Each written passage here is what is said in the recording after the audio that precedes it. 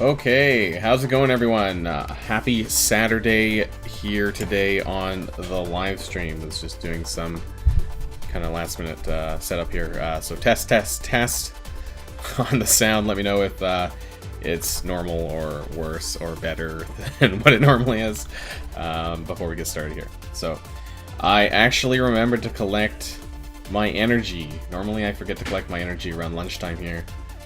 So we're going to spend that really quick before we get started, and I need to do another blitz rotation. I actually took a nap earlier, so I missed a blitz rotation, I think, for the day for Iceman. I'm doing pretty good, though, on it, so I think I should be okay. And hey, Maxi, things are going well so far. I hope I get 1% on the Iceman blitz, but things are looking, you know, every new character, there seems to be a higher and higher threshold for blitzing. So I'm only at 21.6 million. We need to go back over these these scores. I think I have 2 more rotations I can do for the day. So I don't know if I might need to. I hope I don't have to use power cores to get there, but my goal, well, I mean, apparently the blitz sim, or sorry, the blitz predictions are looking like 35 million, just over 35 million for 1%, so that's quite a bit. I hope I can make it. So I have 2 more. I normally get about 1.5 million, I think, per rotation, maybe. So I have to see here. I started at about 21.5, so we'll see after we finish this what I end up getting at. And then I think I have 1 more that I can do after this. Normally what I do is I do my best 15 teams or so, and then I'm normally having to drop down to tier 7 just to be safe so I can win a lot more. So it's a bit more guaranteed. There's a bishop in blitz. I almost want to fight this just for giggles, but I don't have time to mess around. So for blitz right now, but that's kind of interesting. I'd probably get my ass kicked because it's like 450k. It's funny because I doubt this guy actually has an astonishing. I mean, nobody has a, well, I'm not gonna say nobody has a 7-star long shot, but yeah, this is definitely built up because if you know, in the blitz algorithm, they kind of just like take the team and kind of just shift it up. So it's not necessarily that the guy has that. I think I can beat the, oh my god, I lost to the defenders. Red Guardian. Ah. The 20, yeah, that's true. So they said that they're going to do something, right, about the Iceman shards. The question is it going to be 21? I mean, I think it really has to be, because a lot of people did claim that, and I think it's not fair otherwise, right? To not get the 21 shards. I I don't know what other system they could use, like a TCP based. All right, if they think you could get there, then you know you'll get 21, and if you're like, I don't know, a new player, you're not going to get 21. I don't know how they can do it, but they need to do something. Something that's fair, of course, for everyone. I meant to say, I don't know why I stopped mid-sentence. Not that Scopely is known for being fair to everyone, but Reddit's already imploding, so I mean, that doesn't really make much of a difference, does it? I mean, I need to add going over Reddit as part of my live stream, because really, I mean, I think that the moderators need to do a better job at making mega threads on issues, because I really feel that, like, normally I go over Reddit like twice a day, just sometimes in the morning, you know, with my morning routine. I'm just drinking tea or whatever, and you know, I'm just curious what people are posting about. And I swear I go over like 10 of the same posts or more, you know, so I'm scrolling through a lot of crap. But I mean, they should just combine it together onto one thread, you know, a mega thread for that. I mean, unfortunately, they can't pin it. I know that they said that they can only have 2 threads actually pinned to the top. So they can't do that. But at the very least, oh my god, Defenders, yeah. I don't know why I thought they'd win. But at the very least, that they should make a mega thread on some of these issues. Of course, you know, there's a lot of problems right now, but that's not a good matchup. Let's skip ahead. Can I think Brotherhood 2.0 can beat this. Yeah, they can. Okay. Let's go back. There we go. That's a better one. 8. So we're at 22.6. Yeah, I think I get about 1.5 to 2 million blitz score per rotation, I think. So I think I should be close to 25 million by the end of the day after the next rotation, which means I'm gonna need about 10. So I think I should be able to get probably about, if I do all my rotations, I should be able to get about 38 million blitz. The question is, you know, as more and more characters get released, obviously that's an extra blitz team, but, you know, I wonder for you guys, you know, when you do your blitzes, you know, for those of you in the late game who might be watching this here, maybe Jack, maybe a few other people, you know, who might have capped out at 30 teams, you know, do you go back and like, you know, go through your character selection and like, you know, get those extra 15 characters or 10 characters at the bottom, you know, to make a team, or do you just too lazy and just just use the ones that you have built up? Because like I have probably an extra 2 or 3 teams, you know, that aren't in the save squads. I'm just too lazy to actually do anything about it. Whether or not they'll win or not is a completely different question. You know, they might not even win, but they probably won't win because they're probably minions. Most of them are minions. That's at the bottom of my roster. And that's the same with me. Yeah, I have hand as well, you know, and they can't win worth a damn. I don't know if my Marauders can beat any of these. Let's skip ahead to Symbiotes here. And then go back.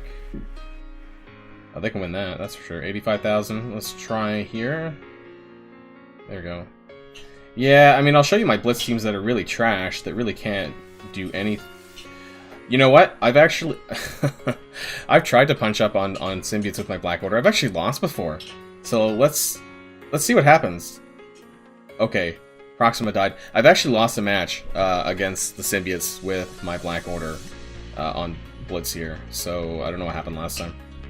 So I have these teams at the bottom, and maybe I went over there. I don't know if you guys were... Some of you guys might have been with me on Twitch.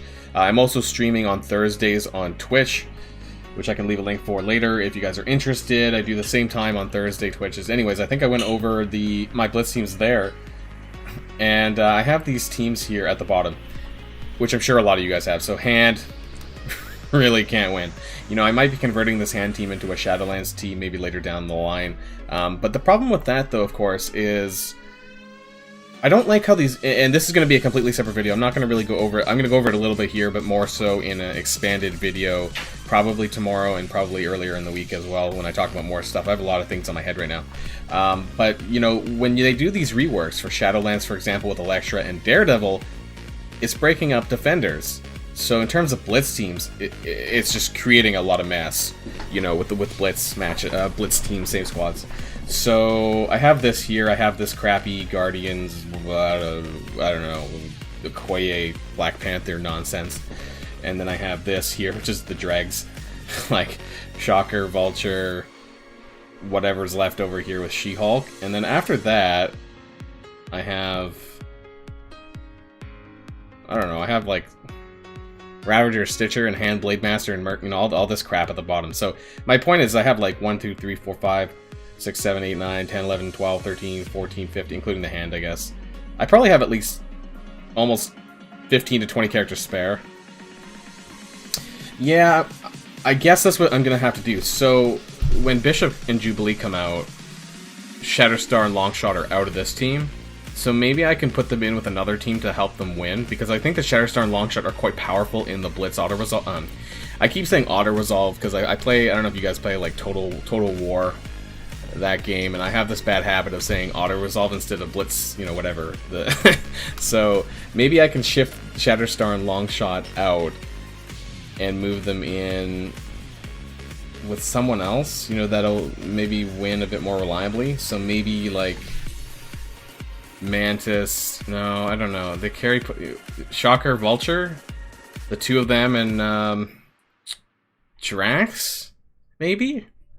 Might be able to win more reliably if I just kind of rejigged these kind of bottom teams a little bit. Because they're similar powers, so 53k, 55k. Shocker, Vulture, and Drax, maybe? Something like that. Once I get Bishop and once Jubilee gets unlocked, I think I might be able to do something like that to add an extra team.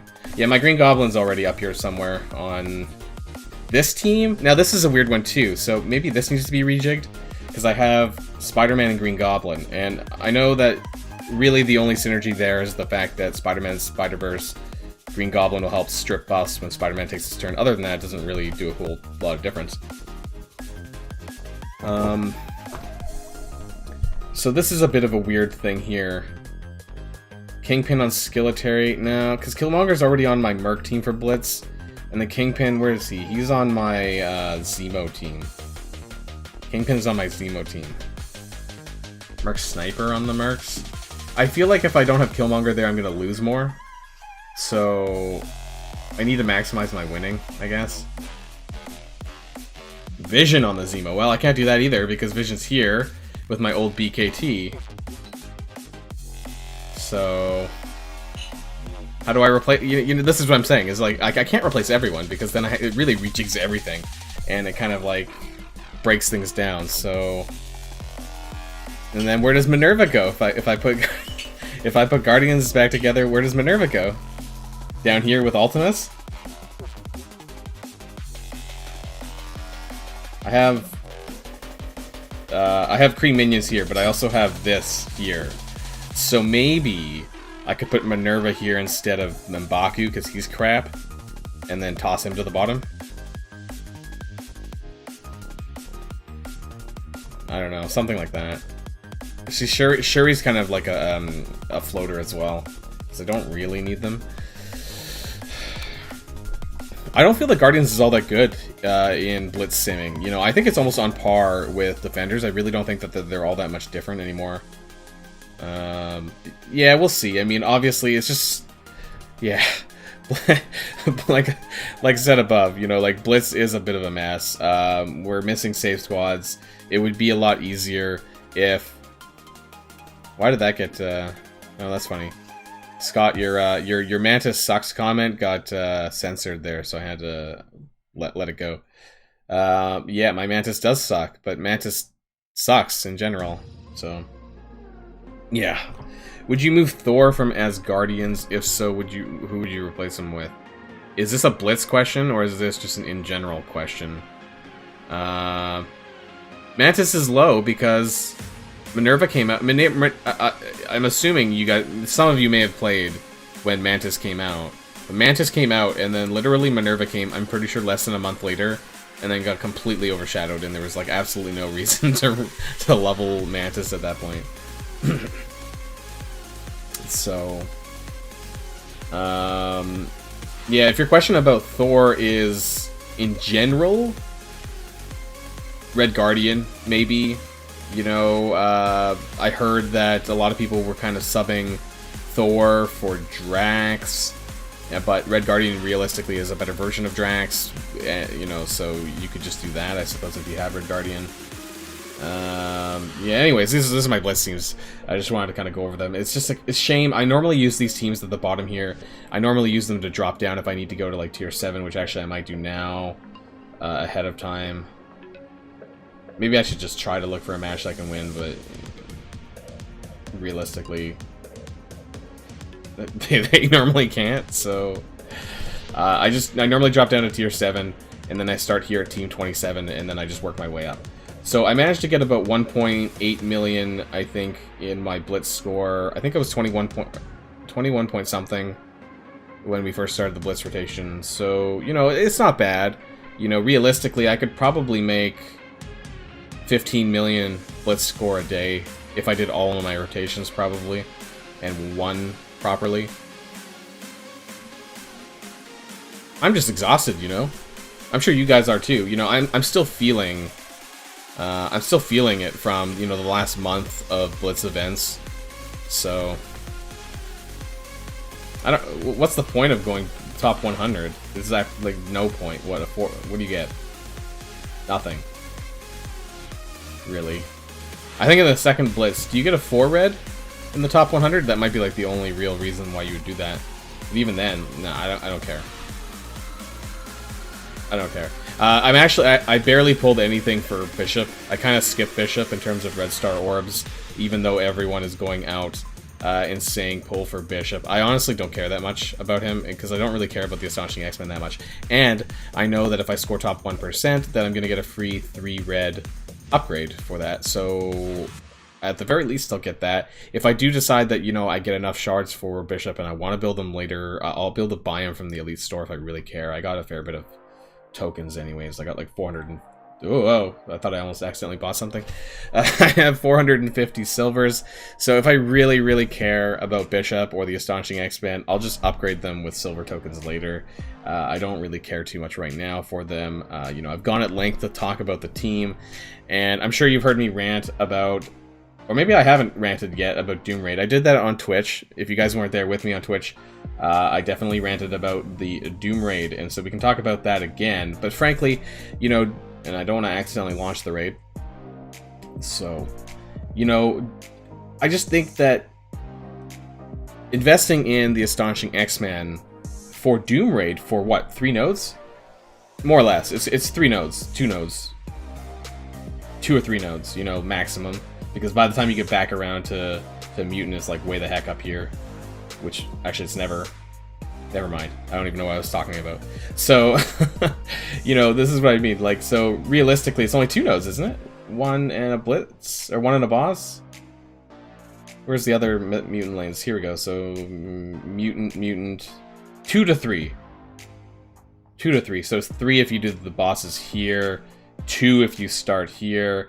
So, I mean, that's what I was saying. So, I really think this is a really disgusting use of resources, and I think that the fact that they've kind of bait and switched us with the Astonishing X-Men, in my opinion, for the, you know, they've marketed as a great team for Doom Raids, but of course you can use them in Ultimates if you need it. But for those of us who are kind of in a similar, you know, in a mid to late game sort of scenario, I don't know if you need the Astonishing X-Men to do Ultimates, really, because you can do it just fine with a lot of the characters that you already have. So I think that this is an egregious use of team building here for simply 2 to 3 nodes. You know, does it really feel that good to grind up, you know, however much resources that you put into a team for 2 to 3 nodes in one raid?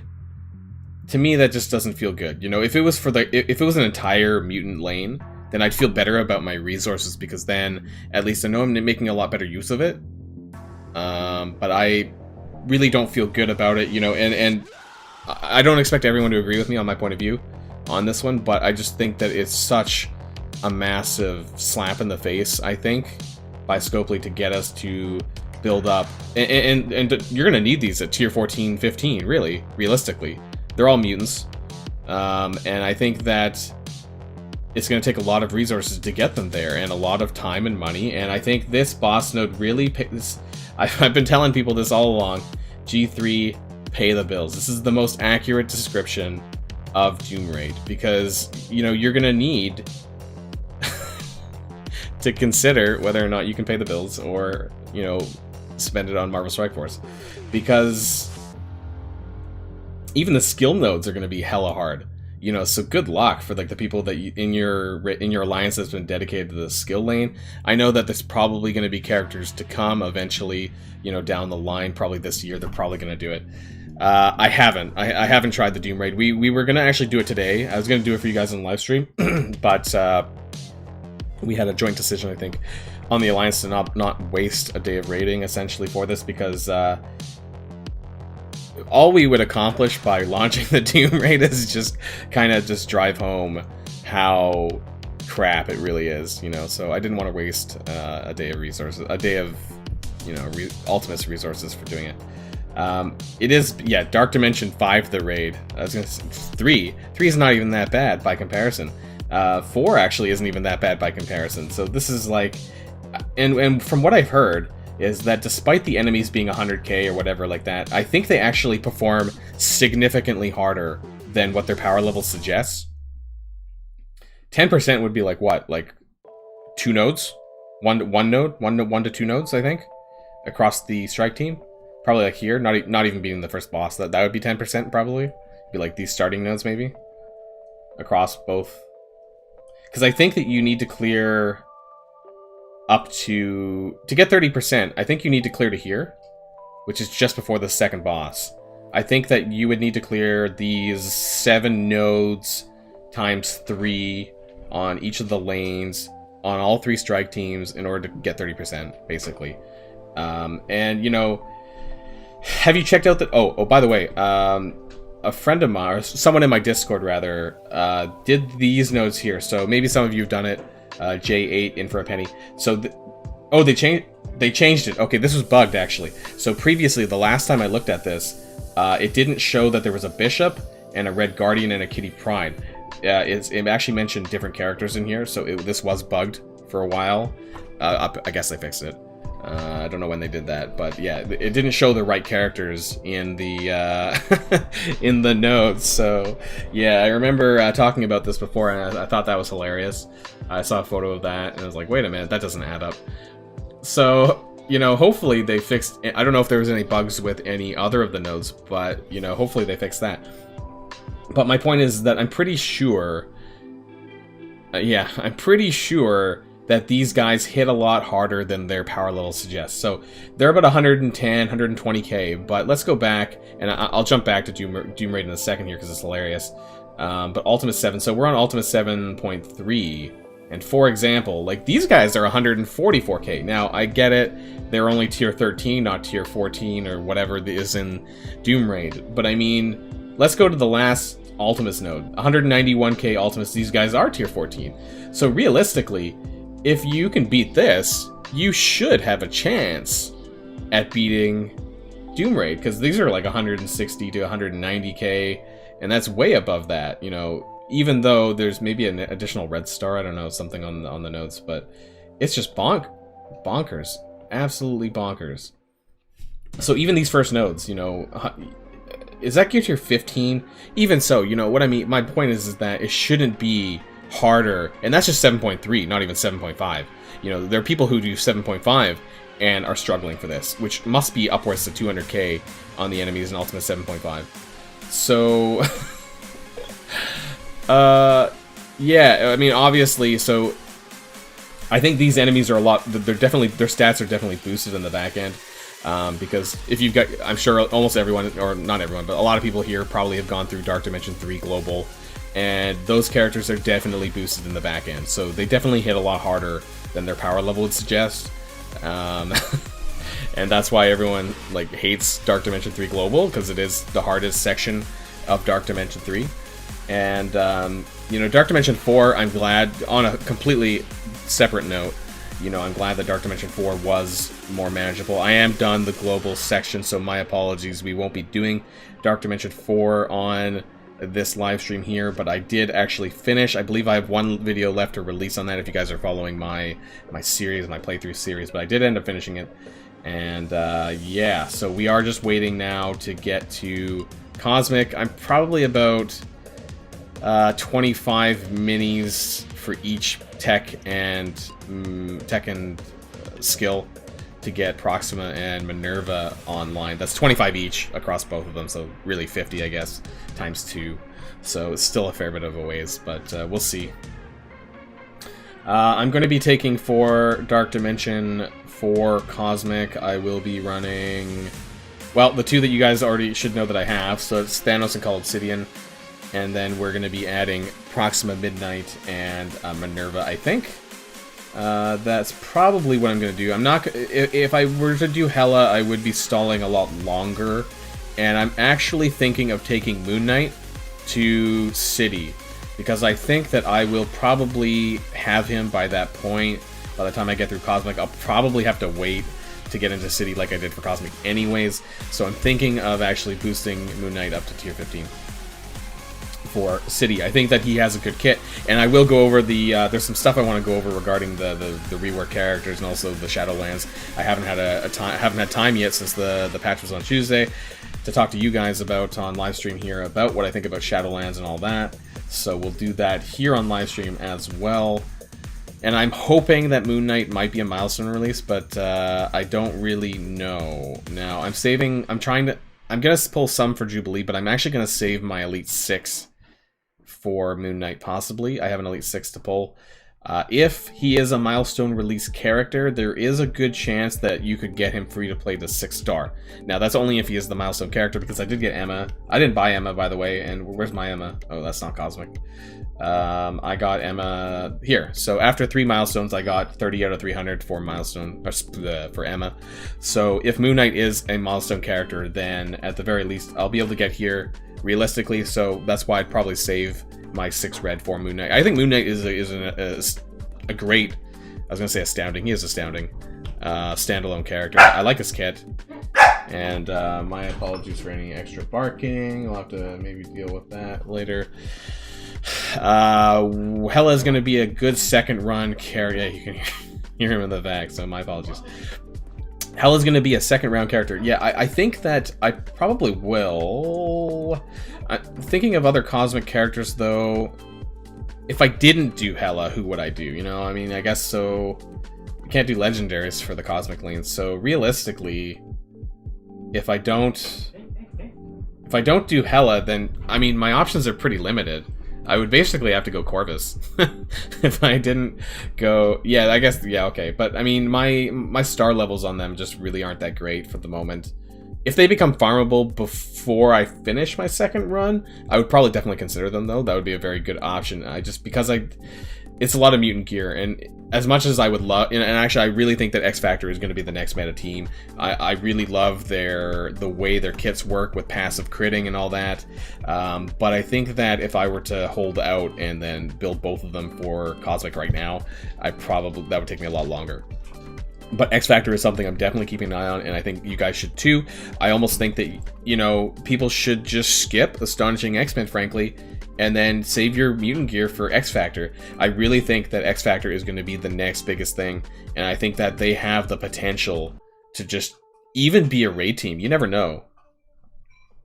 So, you know, Shatterstar and Longshot, I think, are going to be very, very strong characters within the X Factor team, and I see the X Factor. For example, if anyone in the X Factor team had on passive, you know, or sorry, on crit, heal the team, even if it's only like 10%, like there's so many crits that would be going off with all these AoE attacks, like hypothetically it could be better than Astonishing X-Men, you know, if there was enough, if even one person had some form of sustain for them based on the barriers and the speed bar and all that, like they could be better than Astonishing X-Men. So 2 characters already are pretty mind-blowing.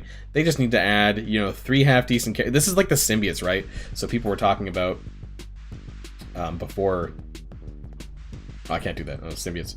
Before Anti-Venom and Scream came out, like the symbiote, Spider-Man, Carnage, and Venom were a great trio, and that's basically how I feel about X Factor. Even though there's only 2 of them, it's like, well, I can't even imagine, you know, who else they're gonna bring out, you know, for the team and what else they could do. So that's kind of how I'm feeling with X Factor. I think they're gonna be the next biggest thing. Are we talking about Shatterstar and Longshot after the patch is the speed bar thing. I know that's been fixed.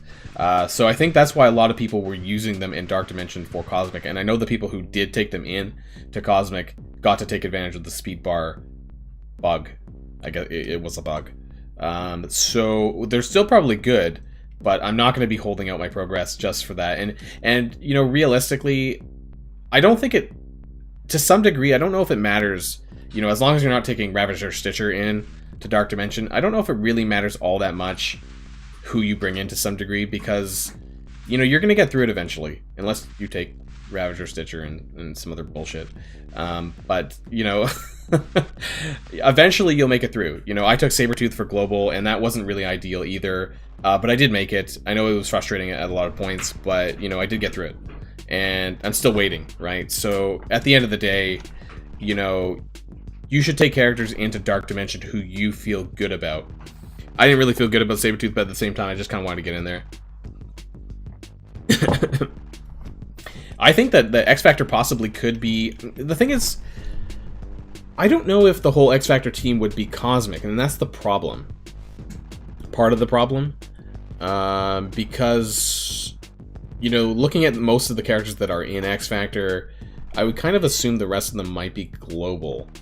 So, I kind of thought at one point, you know, maybe X Factor's the next Dark Dimension Cosmic team, just like Pimtech was supposed to be for Global, Symbiote's for City, and so on. I thought maybe X Factor would be that Dark Dimension Cosmic lane team, but I don't know if they would all be Cosmic, necessarily, because on hand, you know, thinking about characters like Polaris, Havoc, I don't think are really Cosmic-type characters, so... You know, who knows? And, yeah, I mean, sorry, I missed a few comments here. The team that allowed the fastest progression, Thanos, Hela, Proxima, and Minerva. So that's not far off. I know I'm not really planning on using Hela the first run. But like I said, you know, I don't really have all of my stuff. I'm not ready for City yet anyways, so how fast I get through it really isn't going to matter to me personally. So as long as I do get through it, and, you know, it's not taking me 100 days to get through it, then, you know, I should be fine. And no doubts that still Minerva will have a place somewhere in the game, I think. So I don't think taking her to tier 15 is really gonna... I don't think I'm gonna suffer. And I think Minerva is probably gonna be useful in the Doom Raid. Knock on wood, because I have zero plans on doing Doom Raid at the current time. But, you know, one day, when we get there, I think that Minerva will still be useful there, because she is a tech character. She is still a pretty good healer, all things considered, for that, and the drain, life drain, and all that. Minerva is 4 sets of minis. So I don't know if I consider 4 expensive. I mean, it's on the more expensive end. But I don't know if it's necessarily that expensive. Hela is. She is on the 5 mini set side of things, alongside Bishop now, and maybe a few other characters. But 5 is what I would deem as... Well, yeah, it is. It's the highest you can get. Most characters are anywhere from 3 to 4 mini sets. If they're 2 or less, I would consider that cheap. Scream, I know off the top of my head, I'm pretty sure it's 2, or is she 3? So there were other characters that I was considering. I was considering Doctor Strange. But then a lot of people told me against this, that I probably shouldn't. He's only 2 sets of minis for Dark Dimension 4. I do have a 5 red star, but people were saying that maybe that's a bit of a waste. I actually don't think I have enough Palladium anyways, so I probably can't do it. I wasn't buying Palladium, I wasn't thinking. So that's another thing that you guys should do in your stores as well. Make sure that you buy as many superior uniques as you can see in the stores. Make sure you have at least 61, I think it's 61, to go 13, 14, and 15 with a character. Let's say if a new character comes out, and you know, always to make sure that you have those superior uniques on hand to do that. So even if they're crap, like the Judas Bullet and things like that, I think that you should probably pick them up anyways, because you never know when they're going to be good for a newer character or something like that. So definitely do that. And yeah, Gaia Knight. So I think that Minerva's kit will always be good for Dark Dimension as well. I actually don't know what Bishop's superior unique is, but I can double check that on MSF.gg because it is up there now. And yeah, Ed, sure. Yeah, how do you get over the gold bottleneck? I mean, I think there's always to some degree a gold bottleneck. Now, I have about 10 million gold. That's after the Emma Frost event. I had to check. And I could definitely use it now. But I think when you're... The way you never really alleviate the gold bottleneck, but you know, there's characters that you should level up and characters that you shouldn't level up. So I could probably tell you that that at the late game, there's only about a third of your roster that probably should be geared and leveled to a larger degree. I think there's a lot of characters that you don't really need to if you haven't already leveled them. That can be left aside, left alone, because it's not really all that important. And that kind of gets to the blitz teams. If you were to look at my bottom half of my blitz teams, you'd notice that I stopped gearing them up because I don't really need them anymore. So if you're, depending on where you're at in the game, whether you're in the early or the mid game, definitely I would consider, you know, looking at tier lists, things like that, that would kind of tell you or give you a good idea of who's worth leveling up and who's not worth leveling up. So at some point it should even out, but you know, otherwise, if you want a better sort of go over of your roster, something like that, feel free to get at me in Discord and I can kind of help you out there if there's maybe, if you're not really sure what to do with your roster at the given moment. I didn't get a chance to look, so Judas Bullet is Bishop. I have MSF.gg on the left-hand side here. Well, I mean, okay, I don't have a lot of Judas Bullets, so there we go. I'm not gearing up Bishop, so... Wish I'd kept buying the BB... Oh, the... Right, Black Bolt unique is Quantum Energy? That one? Quantum Energy here? Yeah, so I have 25, I have 30. So I have just enough to take Black Bolt to gear tier 15 if I want to. That's after taking Ghost already to 15. So for my legendary, because we're already here talking about, let's go over all of my stuff anyways for Dark Dimension, since people might want to know at some point. So we're going to go in the wrong order, but we're going to talk about legendary. So I think it's pretty clear who to take for this, for the legendary lane. Ebony Maw, Phoenix. Personally, I'm going to be taking Doc Ock. I love Doc Ock. If you guys watch any of my videos and my live streams, you know that I love Dr. Octopus and I love the Sinister Six. So Dr. Octopus will be getting the tier 15 treatment for me. I think he's great. I think he's... I don't know if you've ever fought him in Alliance War when he's really big like this, but sometimes he can like solo an entire team if you're not careful. He's kind of like Emma Frost in this weird way that like if you don't heal block him, if you can't slow him down, if you can't do things, then really he can like kind of steamroll you if you're not careful. So I really like Doc Ock, and then probably Invisible Woman for me, even though she's bio, because I have her at tier 14 already. Realistically, beyond that, I mean, I don't know if Jubilee's that good to consider for Dark Dimension, because her kit, her Splitting Atoms, her ultimate's not going to apply offense down because it's specific to raids, so I don't really like that. And the blind is only 70%.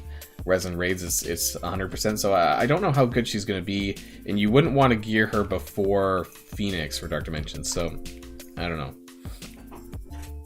Yeah, one skill legendary, and that's Nick Fury. A lot of them are tech and bio. Well, actually, that's not true. It's a mix. I think tech. If you count Iron Man. Oh god, do not do Iron Man.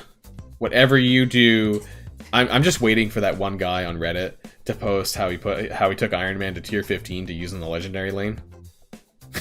Who has absolutely like like nothing. He has like no debuffs, nothing. You know, the damage is crap standalone. Like, please somebody, like, I don't want you to do it, but like I would love to just see that guy who got a 7 red star Iron Man. He's like, you know what? I'm gonna take Iron Man to tier 15. What I would call the rule of 7, you know. Taking Iron Man to tier 15, that would be hilarious, and using him in Dark Dimension 4. But yeah, Invisible Woman, Doc Ock, Phoenix, and Ebony Maw is my plan 4. After that, I'll probably do it into Black Bolt, maybe, to get tier 15. I don't... Black Bolt's in a really weird position, because I don't think that he is... he's not as OP as he once was, but he's still a very, very strong character. I use him a lot in War. I use him a lot to fight Emma Marauders, and so having him bigger would definitely help there, I think, to be able to punch up on other teams in War. And, you know, he might have a place, you never know down the line when they're going to bring characters back in, you know, when they have the Inhuman Royal Family, knock on wood, if they bring in Medusa and Gorgon, things like that, that might make Black Bolt even better. So he's definitely going to be my 5th legendary T15, I think. because I think that he's going to always have a place somewhere, or they're going to bring in some characters later on. And my apologies if I missed a few comments here. I don't know if any of these things were commented towards me or if it's just chat talking to each other. Here, let me go back up a little bit. How do you manage this many tunes at level 80? Any training mats tricks? So I will address this. So you guys might have noticed that I do have a lot of characters at level 80. How many do I have? 10, 15, 17, 18, 19, including Swarm. Swarm is 80, 19, 20, 21, 22. I think that's it. I have 22 characters at level 80. So how do I get so many training mats to be able to do that? Well, that's a great question. Other than doing whatever what everyone else does, which is, you know, grinding away on energy and opening milestone orbs and getting training orbs, this is probably how I get my training mats the most, and it's called Kingpin's Vault. And I stay in the top 20 in my arena every day, and because characters are not released fast enough for me to, you know, my Corvus, Swarm. Swarm would be the next character in arena. So I'm almost done with Swarm. I have 36 more shards to get for Swarm, and then I'm done. And then you notice that I still have about 50-something thousand arena credits. So that's definitely how I get training mats to be able to do this. So for me, training mats is not a crunch. I don't open Kingpin orbs daily. I just kind of do it as I need it. I'll show you guys. I'll open 10. And I'll show you how many training mats you get out of this. I have a Kingpin mats video, Kingpin orb video on my channel if you guys are curious. I pulled, there we go, that was a crappy gold pull. 3 ability, that's a slap in the face a little bit. I have a video on my channel where I opened about 60,000 credits worth of Kingpin orbs, and to kind of give you guys an idea of how many orange training mats that you can get out of this. This is, there we go, another gold on the side. That's okay, I guess. It's a shame that I don't need these Kingpin shards. That's kind of crap. They really should have added gold in here. Yeah. If I get another gold, I might, no. I'm not going to pull any red star orbs, but, so I'll pull, actually, I was going to just pull 10. I can't really remember. Anyways, I had 56,000, didn't I? Something like that. So I spent about 7,000 credits or something, and I got 49 training modules, and that's equivalent to, I don't know how much gold that is. I think they're worth 10,000 gold, isn't it? So that's about 500,000 gold. I mean, it's not a lot, but it does add up over time. If you have a lot of spare arena credits, there's obviously nothing else for you to do with it, so you might as well just do this. And at the very least, you do get some other random stuff here. You know, some purples, some oranges. So, I mean, if you're not doing anything, it's more of an end game thing.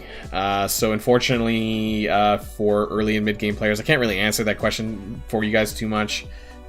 It's a saving thing.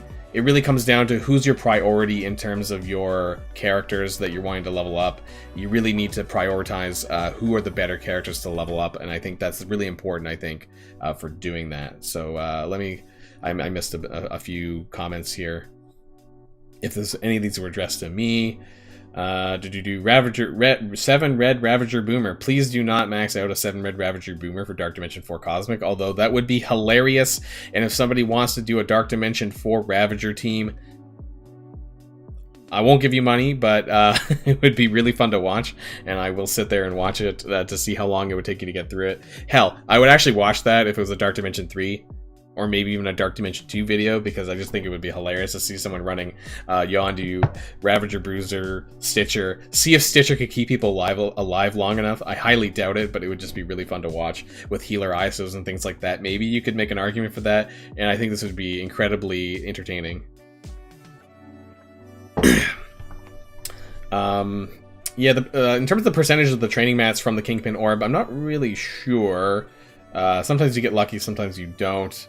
There, and red stars did I get on Bishop? I pulled like 5. I really wasn't going that heavy on him, and I got 2. But I know that I'm going to be doing 1% on the Bishop's second blitz, and so I'll get at least a free 3 red. I'm not really planning on gearing Bishop. I don't think I will. I don't really have I might gear him up just enough to use him in a blitz team, so like 30k, something like that. But I don't plan on using the Astonishing X-Man for any raid purposes. in case you guys are new to the stream just now, you know, I did just spend like 10 minutes talking about how trash Doom Raid is, and I just don't... I might level Jubilee up because she's a legendary character. Like, I might gear her to 13, maybe tier 14, maybe, if I have the resources. I know that she takes Luminium. I don't know if I have enough. Frankly, I have to go back and check. I don't know how I can check that. Maybe from Mysterio, I could check that. Where's my Mysterio? I don't even know how many Luminium I have. I have 32, so I could maybe get her to 14, tier 14 soon, if I get 36. But realistically, because Jubilee's event's coming down on Monday, so I might actually do some testing with her standalone, and then that way you guys can get that answer. Is Jubilee worth it from a standalone perspective outside of the Astonishing X-Men? And I think that's going to be an important question to ask, because there's going to be a lot of people, I think, that want to know, you know, is Jubilee going to be worth it outside of her team as a standalone legendary? Tuesday, I thought it was Monday. Maybe it depends on your time zone. I'm pretty sure it's Monday for me, but maybe it's Tuesday for you. Depending on where you are in the world. And so I think that's an important question to ask. And is the hand event worth it for doing the catalyst event? I think so. I think it is worth it. I think that is it on my events? It's not on the events tab here, but I think it definitely is worth doing. And but I wouldn't go out of your way to farm them too much. If you have Nobu and Hand Assassin leveled up, then from the Phoenix event, then you can do that. And I want to show you guys my hand actually while I'm at it. And I need to jump back to Dark Dimension 4 City. I'm kind of going all over the place here. So this is hand. I have not touched my hand since I cleared the 7-star event. I used these top 5 here, and this was enough for me to clear the 7-star event. I think you could probably get away with this a little bit lower now that Electra's got the slight rework. You could probably do this at a slightly lower team, but I think... And I have a video on a tier 7 hand event on my YouTube channel if you guys want to check it out. If you guys are looking to do that, that's what I had the bare minimum clear, I'm pretty sure. So basically you're looking at anywhere from level 60 to 65. You probably want to focus more on Electra and Hand Sentry than the others. I think that they're probably better. Hand Sentry keeps people alive a little bit longer too if you're looking to find a 3-star. Although, I mean, it doesn't really matter too much if you 3-starred or not. I mean, as long as you can clear it reliably 3 times a month. I don't know if it really matters if you 1-starred or 3-starred, but, you know, because people are lazy, that, you know, you'd like to 3-star it. But yeah, so if you are looking to do the 7-star hand catalyst event, this is what I've been running. And obviously I have terrible red stars for Nobu, but he's trash anyways. But his summons do help sort of get in the way when you when you're trying to clear the level. But yeah, so there's that. And let's go really quick to City. So we kind of jumped all over the place. We jumped to Dark Dimension 4. So Symbiote Spider-Man is who I'm currently saving up my bio gear to put into for this. I'm not quite there yet because I haven't been buying bio pieces out of my war store. I've been buying primarily skill and tech gear, sorry, for Cosmic. So I don't really have as many. I have maybe like almost 2 mini sets worth. Not quite 2, but almost 2. Symbiote Spider-Man does need 4, so he is probably going to be my first pick. Second pick is going to be Punisher, because he's probably already there, or second or third pick will be Punisher, because I already have him at tier 14 anyways, I might as well keep going. And I'm trying to make him work for Skilletary, so I put the T4s into Grenade Launcher. Yeah, I'm that guy, I'm a sap, who... believed in Skilletary. We're gonna see, you know, maybe we'll get some Alliance War content today in the stream, testing my Skilletary team. I have about a 400k Skilletary, I think. If I can find a team to, either a Mercs team or a Marauders team, maybe to try and fight. I am very curious about how they operate. I think Skilletary, and this is going to be something that I'm going to be talking about in the video most likely tomorrow, because I really want to compare that Skilletary to Shadowlands, because realistically they're very similar in the case that they're taking reworked characters that you're having to put T4 investment into. And I think that's what a lot of people are unhappy about, is the amount of T4 investment that you kind of need to put into these characters, for example the Skilletary, and then now Shadowlands to make them work. But I was talking about Dark Dimension 4 City, so Symbiote Spider-Man, Punisher, probably maybe Scream just because she's cheap, and then Moon Knight. So, you know, I was talking, and I'm going to bring him up really quick on the screen here. from my MSF.gg.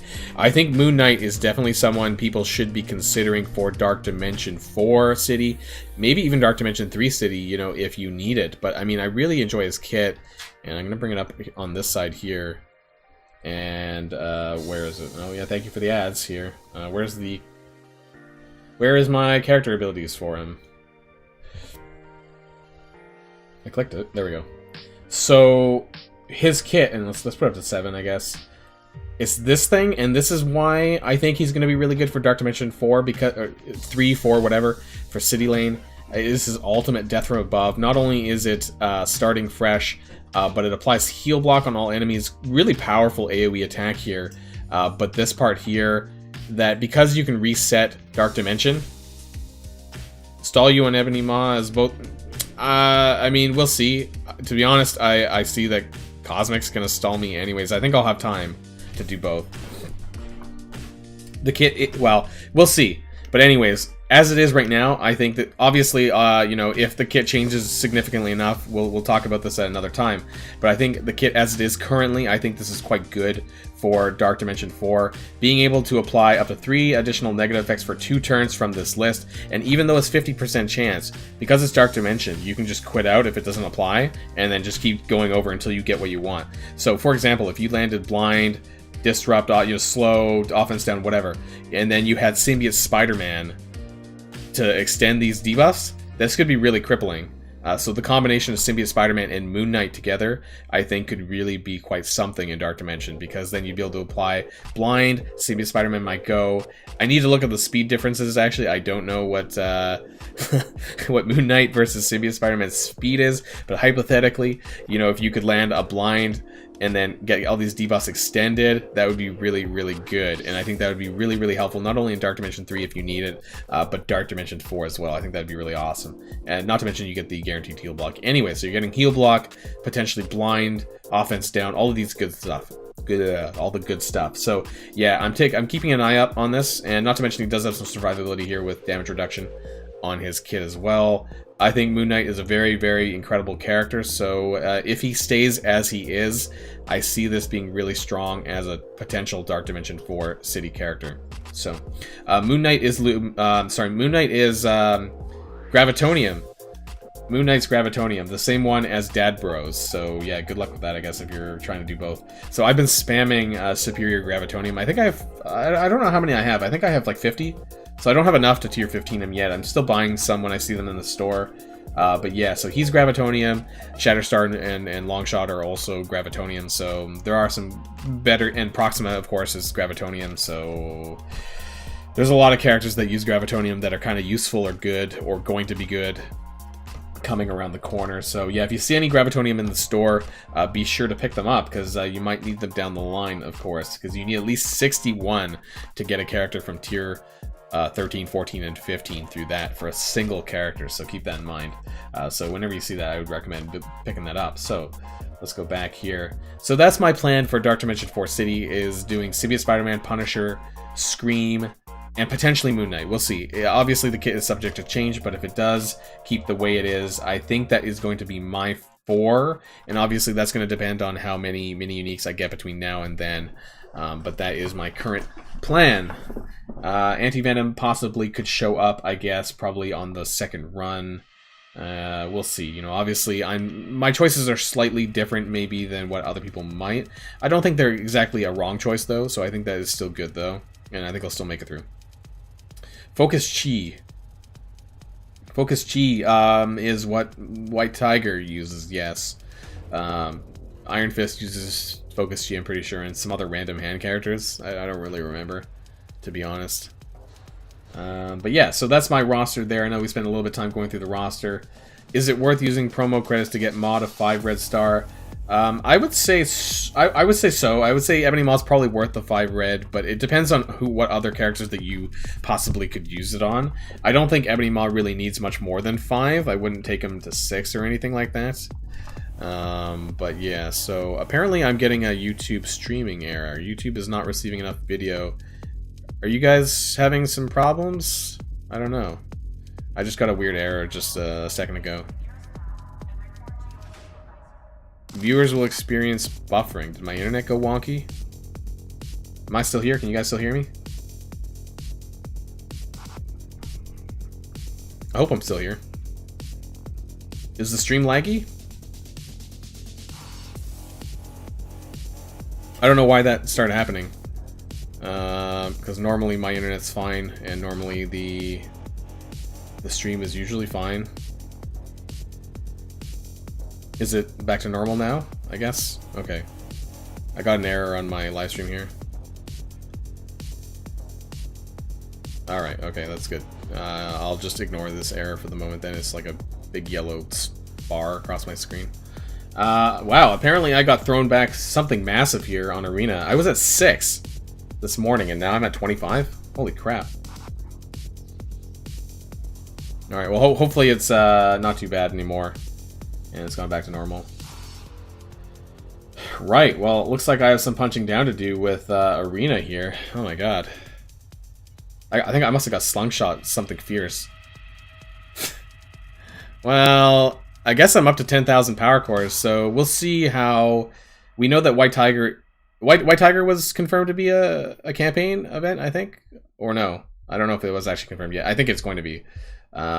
We'll see how Moon Knight does get released, though.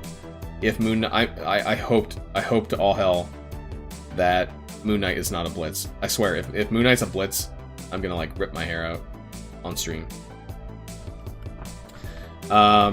We have 4 weeks of new character blitzes, basically up until March the 1st, I think would be the end of Bishop's last blitz. So I'm really hoping that... Is the Infiltrator tag in the game yet? I really hope that there's not another blitz for Moon Knight, or I'm gonna go crazy. So I'm thinking that's not gonna be the case, but I think that Moon Knight, there's a good chance that Moon Knight could be the next milestone character, which might release at the end of the patch though, so probably towards the end of the month, that could be possible.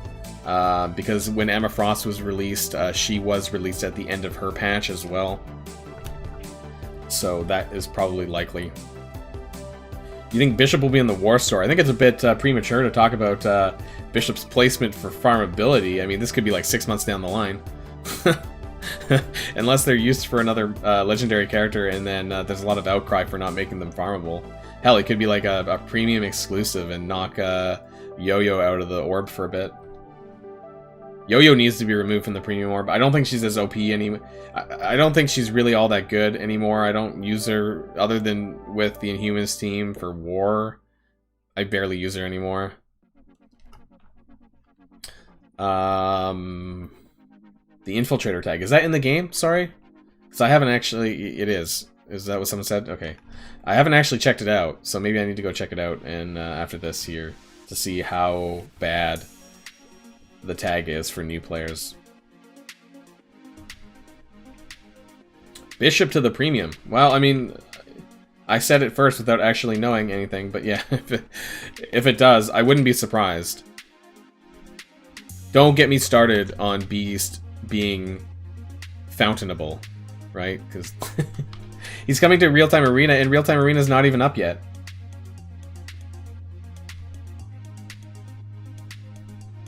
So we're still waiting for the Real-Time Arena Season 3. Oh crap! Did I just lose Thanos? Uh oh, am I gonna lose? I was kind of multitasking, reading chat and doing my arena match here at the same time, so maybe I should stop dicking around.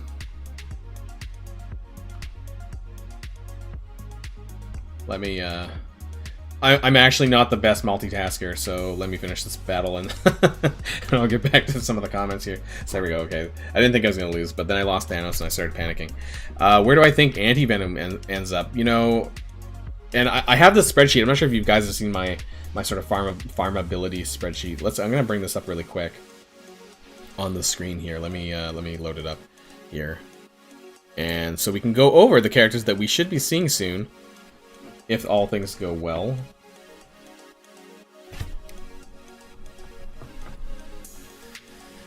And I have this here. So I've been working away on this one. This is kind of what I use for a lot of my stuff here. Let me bring the chat back up here. So, I mean, basically we're at Beast right now. So, I don't know if you guys can see this here. Hopefully is fine. Although maybe I need to zoom in a bit here. I don't know what gets cut off on the side here. So, this is... Oh, sorry, I didn't mean to do that. Maybe I should leave it here. So, this is Beast. Beast was released on July the 23rd. Still not farmable, but, you know, I'm going to make a little comment here. RTA Season 3, just in case they think... And I should have done that for Baron Zemo as well, actually. RTA Season 1, and then Yellow Jacket doesn't matter because he's farmable now. So I'm curious if this is how they consider Beast to be farmable, fountainable, whatever term you want to use. So this is where we're at for releases, and I know this is kind of... I tried to separate it by patches, and I know it's kind of a bit wonky here. So Beast is currently where we're at for farmable characters, and then after that we're kind of up to... Baron Zemo, but then I don't think that they're going to make Baron Zemo farmable yet. I think they're going to skip him, because Baron Zemo is quite... I think he probably makes them quite a bit of money. I think as a standalone character, he is actually pretty strong. So I think they're going to skip Zemo. I think they're going to go from Beast whenever they decide to do that, and I think they're going to go to She-Hulk before they go to Scream, because the symbiotes realistically are still better. And I think we're going to see She-Hulk possibly by the end of February. We're going to get Beast, and then we're going to get She-Hulk, is what I'm guessing. And then I almost think that they might go like till Yelena. Frankly, I think they might skip. I think they'll skip Shatterstar and Longshot from farmability as well. I think they'll skip Shatterstar, Longshot, Scream, and Anti-Venom, and try to hold out as long as possible before releasing these characters. They're gonna go... I think they're gonna go Beast to She-Hulk to Yelena. That's what I think. There's really no reason for Beast to be held back. I think that Beast will probably go into the raid store. The raid store has been so long since we've seen new characters. And so the green, if you guys haven't seen this spreadsheet before, this column here is the release dates that I normally have, the initial release dates, and then the green column is when they become farmable. The red column is red star orbs, and this one is orbs. This kind of beigey color column, that's like the orbs, when they get put into the orbs. So I try to track these dates where possible, so if anyone asks how long it's been between character releases, so... I didn't do it for all of these, but Swarm was like 171 days. We're currently at Beast. We're currently almost at 200 days of Beast not being farmable. So that's pretty bad. That's almost 7 months. Almost 7 months. And I don't know why. He's not even that great. You know, as a standalone character, he's pretty garbage. You know, you're not going to really want him as a standalone character. So there's zero reason to hold him back from being farmable, which really should be in the War Store. But yeah, so I just want to show this to you guys in case you guys didn't see that. You guys haven't seen this spreadsheet before. But I don't understand. I don't get it. Beast needs to be made farmable, and I think it's going to be in the raid store. Because I'm also capped out of my raid store. I have nothing to buy in the raid store. I have 40-something raid orbs that I haven't had to bother opening because there's no reason to. But yeah, it's that because we had a Blitz, we had Electro, and actually I forgot to buy this. Electro being in the Blitz store was actually very friendly. I think Electro is probably the next best Sinister Six character that you should probably be buying, or early and mid game characters should be buying outside of Rhino. You could probably skip Vulture now that Electro is farmable, so that's kind of good. Oh, sorry. They probably value his campaign challenge value. I don't know. I mean, do you think that's really it for Beast? Because frankly, you won't use the X-Men if you don't have Phoenix. Because that's the whole reason why they added that thing for Beast passive, I think, isn't it? Because, let's look at Beast again. Stars and Garter. And this part with the campaign thing only applies to Uncanny X-Men. It doesn't even work for all X-Men. This should be all X-Men. If they wanted to make his value bigger for campaigns, then there should be all X-Men, full stop. Not Uncanny X-Men, not Astonishing X-Men, which is not anyways, but it should be all X-Men allies. I just don't see people using the Uncanny X-Men in campaigns without Phoenix and then without Beast. You know, because there's a lot of alternatives to the Uncanny X-Men in the campaigns that they're used in, so Yeah, I mean, it is a reason, of course. They're not great standalone in the if you don't have Phoenix and Beast together, which is the whole reason for the passive, there's just not a lot of reason to use them in general for the campaigns, because most of them are pretty garbo where you can use them. But yeah, I think it's disappointing that it doesn't cover all the X-Men. It just covers Uncanny, which is kind of disappointing. I think if it was all X-Men, that would really boost Beast's usability and viability, I think, in the campaigns. But, you know, at the very least, they changed this, so I'm sure you guys are aware that they changed this from 1 to 2 negative effects from self, because that was a load of crap as well, to at least all Astonishing X-Men allies. What I am disappointed in, I know this might be too much to ask for, but I'm disappointed that it doesn't clear from Uncanny X-Men as well, because I probably, once he becomes farmable, I kind of plan on putting Beast on my War Offense team, I think, replacing Wolverine, still with Beast, because I think that's a better variant if you want to punch up against better teams. And actually, there is a small chance that you can beat Black Order better by having Beast instead of Wolverine. And interestingly, you could just sub Wolverine into the Astonishing X-Men team because of that weird synergy with Jubilee, you know, that has Wolverine text in it, right? So I mean, there is a place to kind of just sub them around, at least in War or wherever you're going to use them. If Astonishing X-Men are even valid in War.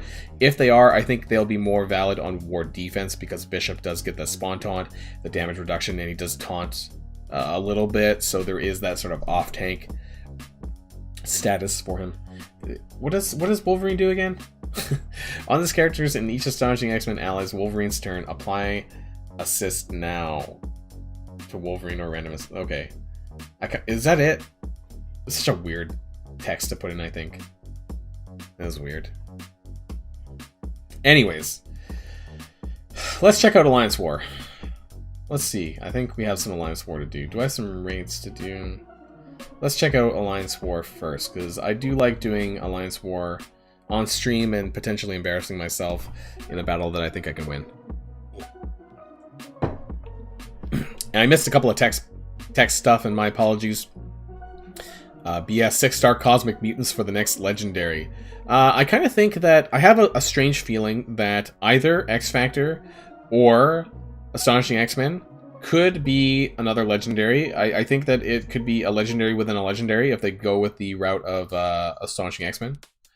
Because we'll be coming up on May-June, which is kind of the time Ebony Maw came out, which was also the time that was Legendary within a Legendary, so I don't know how accurate that might be, but I think there is a plausibility that this could happen.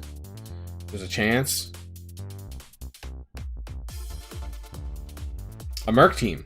Unfortunately, I think my Skeletary is probably too weak for this. And although it would be actually really nice, because the Cargo Bay would give us so many buffs. But, oh yeah, this was a hybrid team that I used to beat symbiotes in my last war. I really, broke up multiple teams to do this. But it actually was quite interesting, and I won using this. I think I up-punched as well. I think it was like a 600k symbiotes. Because I had Negasonic's heal block, and then I got extended by Ghost. And then Shuri gave ability energy to Ghost so that she could actually do her ult on the second turn. Or on the first turn, sorry. This is quite interesting. I don't know if I can actually... I don't know if I have anything for this. Realistically? 560. What are my Skeletary? What are they at? With the war buffs.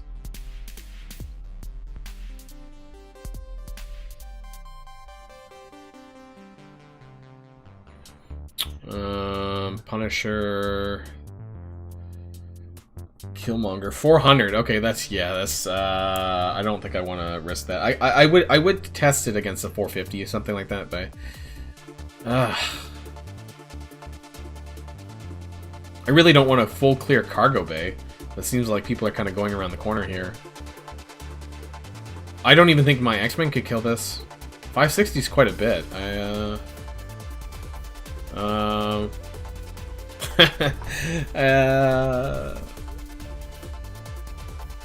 That's a really tough...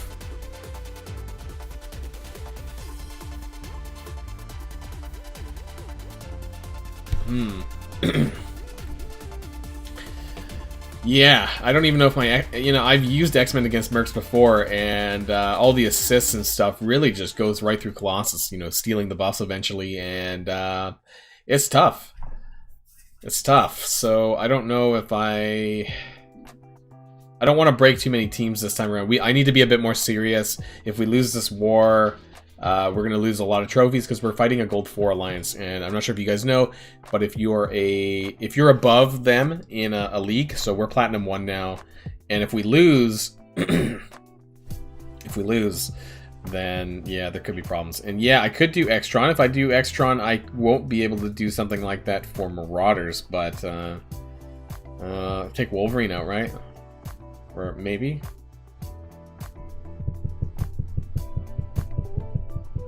Maybe? Let's try it. Let's try it. I have lots of war energy. I don't... Is this normal? Like, I haven't used this ever on Mercs, but let's give it a go. Let's just YOLO. YOLO.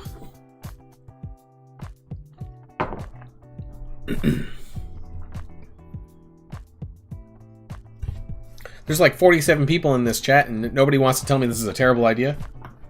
Or nobody knows.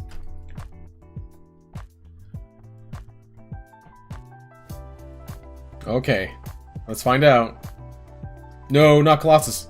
Get it, or sorry, not oh god. Cyclops.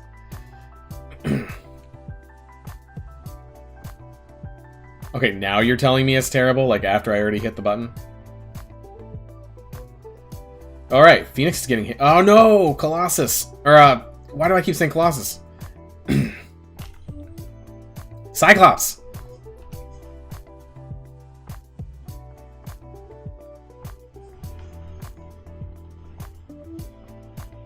I feel like everyone in the chat is like, they're, you know, when you see an accident about to happen and you can't just look away, which is what you guys just did. Letting me do this. I even lost most of my bots. That was pretty bad. I'm gonna try and save the special. I guess we need to taunt now. My bots didn't even get a chance to go. One bot. Okay, I didn't even get... Come on, when's Ultron even going to take his turn? Okay, so we're forced in on this Merc Riot Guard, and that's not good. But we can get some energy back at least.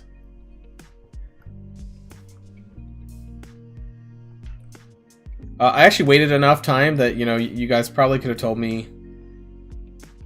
I think there's only like a less than a 10-second delay. If I could just kill something. Here, come on. Come on. Oh, holy crap. Holy crap, that Killmonger just wrecked me. Oh my god. What is going on here? Wait, can we get Taskmaster? No. No. Can we come back from the dead? No, another Taskmaster ult? You're joking. Oh, and Phoenix is blinded. I can't do the special because I'm blinded.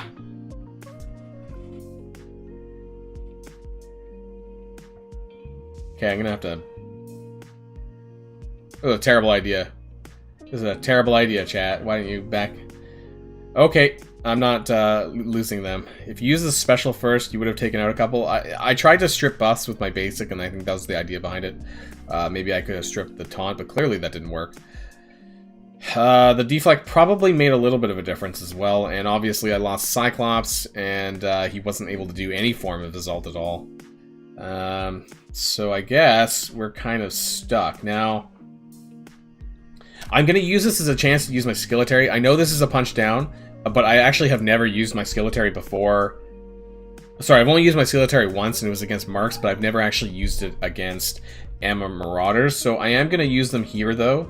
I know it's going to be about a 70k punch down, but I just kind of want to show and see for myself kind of how they work as a team. So I want to see what works and what doesn't. And honestly, even if I can punch down a little bit, if it's not too bad, you know, at least I have another team that can beat them, that I'm not having to force to use another team. So let's see how this one goes. Like I said, it is 70k punch up. If it's quite a clear win, then clearly that means I could probably do better than this. I think at the very least you can punch across. I am curious if you can punch up though. But, you know, let's do this for now because there isn't another team that I can fight at the moment. But I kind of want to show you guys and also show myself, I guess, how this might work. So let's go and see. I do have T4s in a couple of them. I do have a T4 in Merc Soldier's passive, Red Guardian's passive, Punisher's special, Killmonger's special, and I don't have any in Yelena, but I will probably get her special because that's a 2-turn disrupt. Now, what's interesting, this is the cargo bay, so there's going to be a crap ton of these buffs, so this is going to be important. So we need to try and land the disrupt here, which we didn't. Oh no, we did. Okay, that's good, I think. Sorry about that. And so we're also going to do this here. So we stole the defense up. That's good. Wow. Wow. Other than the barking. Strife just got wrecked. Let's use the grenade here, because that's going to transfer some more buffs. But let's take it... Yeah, let's take it off of Sinister. We got the defense. Holy crap, guys. Did you see that? Did you see what happened? So the defense... So we picked up defense up, and that triggered Killmonger's passive, which then hit again. Unfortunately, we get a Red Guardian clone here. Do some extra damage. Clear all deflex. Nobody really has deflex. Let's just hit here. Okay, we have a bit of debuffs here. I'm just gonna do the basic, I think, because that's gonna do more damage, isn't it? Maybe. Wow. Whoa, my god. That was like 180k on Killmonger there. I should probably kill this Red Guardian clone, I think. Oh god, Killmonger. Hang in there. Hang in there, buddy. Uh-oh. We're stuck on this clone. Okay, he's blinded, unfortunately. Get a taunt off.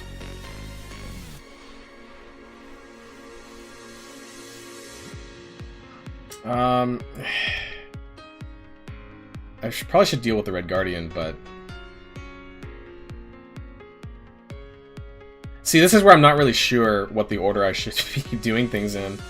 But, there we go. So I stole another buff. What did I steal? I think I stole defense up. Let's just finish off that Red Guardian. I normally leave Emma Frost for last, because she doesn't really do a whole lot of damage. There we go, we got a regen, I guess.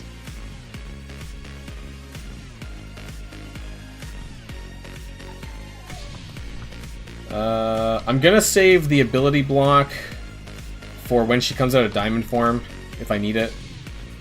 There we go, if I can... Oh, Killmonger.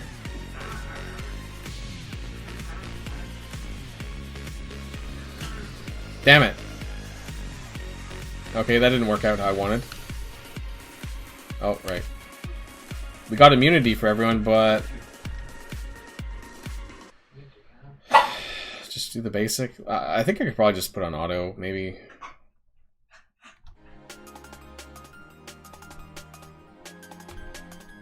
Wow. Punisher just hit her for 130k. Was that in diamond form?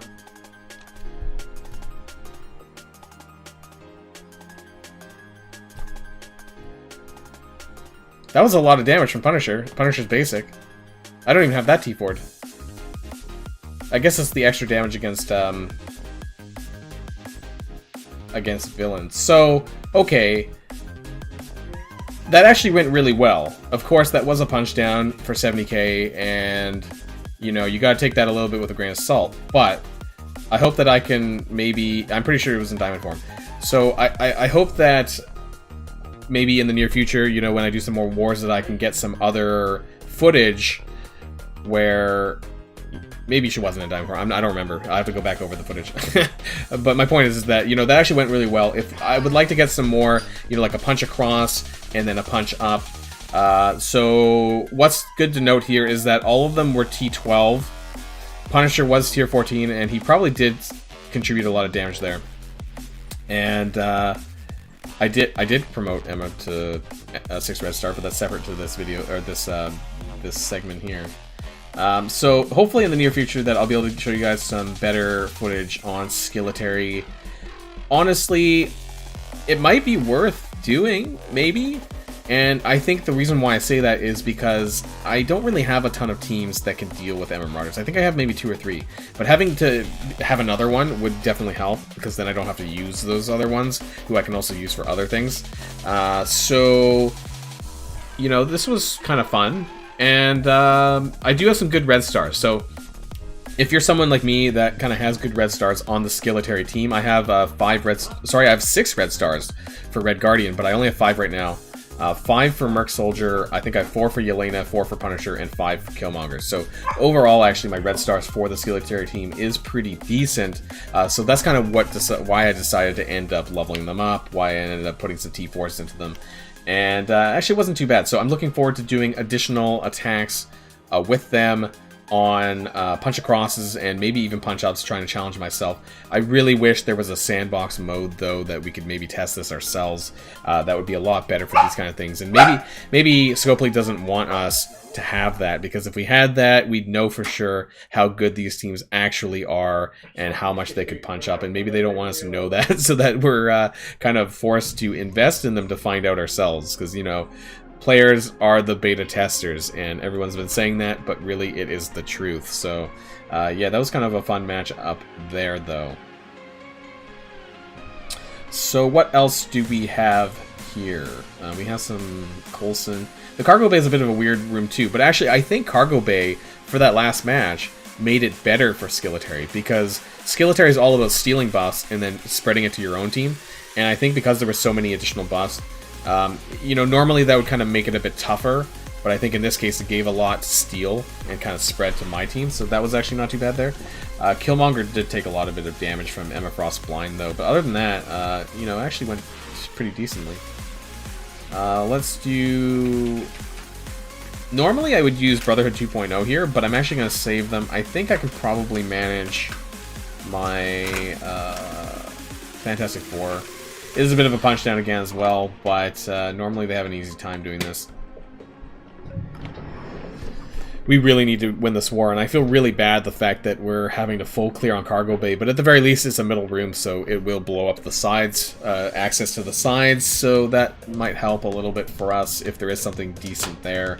Normally Cargo Bay is not a priority for full clearance, but yeah, I don't really... I need to build up my Skilletary team a bit more so that we could maybe do those punch-ups or punch-acrosses on Mercs, because holy crap, did I just lose... Human Torch just, like, got blown out of the water there. My god.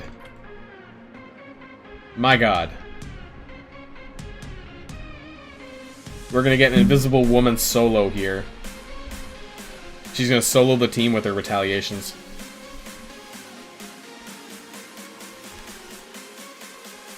Wow, that did a lot of damage. That was a 200k hit by Thing there. There we go. Shield Medic. Telling you, my Invisible Woman is going to solo this team. Look how much damage she does in her retaliation. Look at that.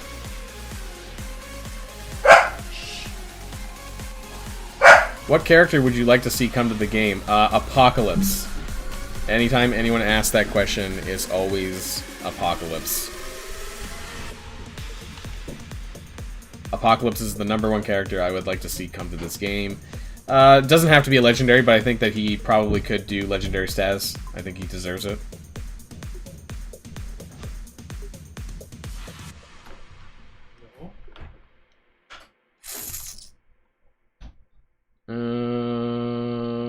Nobody to chain here. Let's go over here.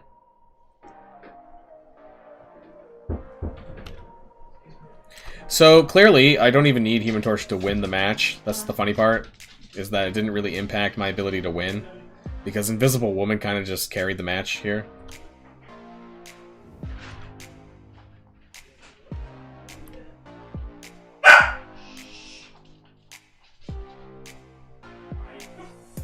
Yeah, I really hope that they do. I mean, I posted a video, actually, I think at the end of December or early January on my channel. Basically, the characters that I would like to see come in 2021 to the game. I think I separated it by origin, so skill, bio, and those kind of things. The Young Avengers, of course. I think this might be coming. I have a good inkling that they will be coming. They'll be rounding out the Young Avengers. Obviously, we have the MCU shows right now. The results screen. What did you want to see? The power levels, or... I was punching down. So, yeah, I mean, I had a T14 Invisible Woman. She basically carried the match. Was there something that... It looks like some of my alliances fighting at the same time as well. Yeah, it was a punch down about 35k. So, I mean, I definitely shouldn't have lost that match anyways, even though I lost Human Torch. But I just... You know, I was also going to do another video... Top 10 characters that always die. And Human Torch is definitely on that list. Because Human Torch is so squishy that, like... you know, like, he's great when he gets to do his thing. But, like, half the time he doesn't. I don't have any T4s in my thing. There's only 61k, so I don't have any T4s there. I actually don't... I only have the passive for Human Torch, I think. And then most of my T4s are actually in Invisible Woman. I'm not even sure if I have T4s in Namor either. Yeah, I mean, I don't think my Fantastic Four is a massive priority at the moment, but I would definitely consider it if I had more availability in my T4s. But there's other things I want to do with my T4 material than the Fantastic Four. Mostly because I only use them for war, and even then, I don't really... Fantastic Four doesn't counter a lot of the top-end teams. So for that reason, I don't think that they're worth the investment for me at this time. But let's try and get another one. So... I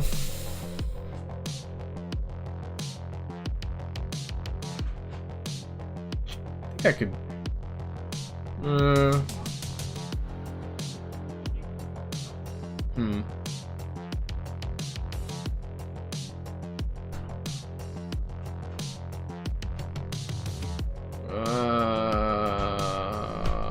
I think...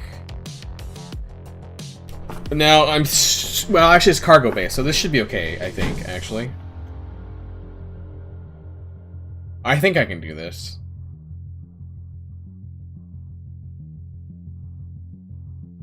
I think I can do this.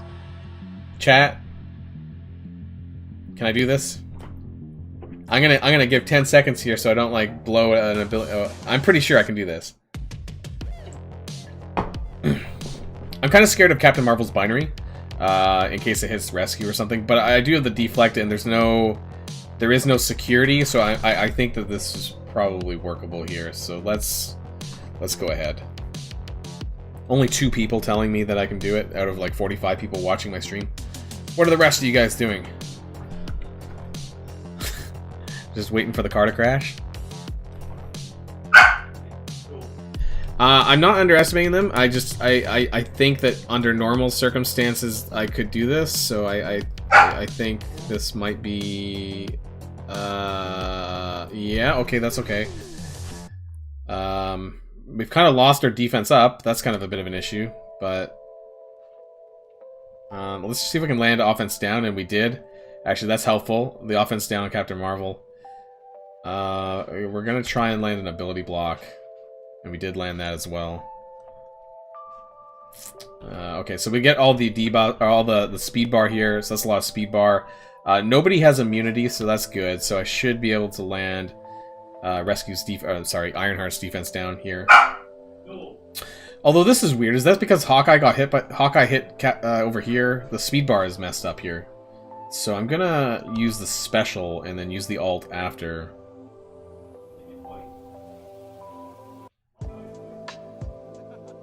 Okay, we've got Ironheart's ultimate. Okay, I think we're fine now. Yeah, okay. Hopefully Hulk doesn't just randomly wreck. Oh my god. Bye, Iron Man.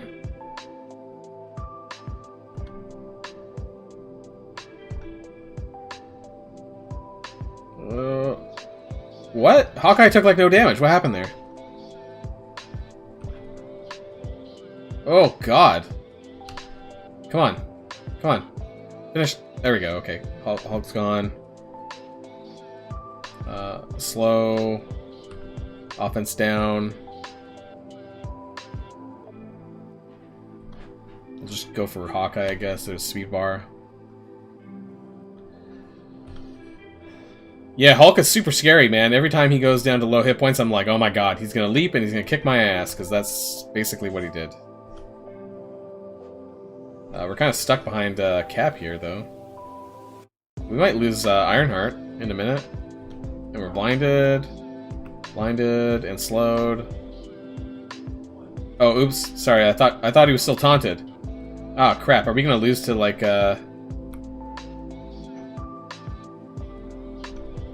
We're gonna lose to the healer ISO?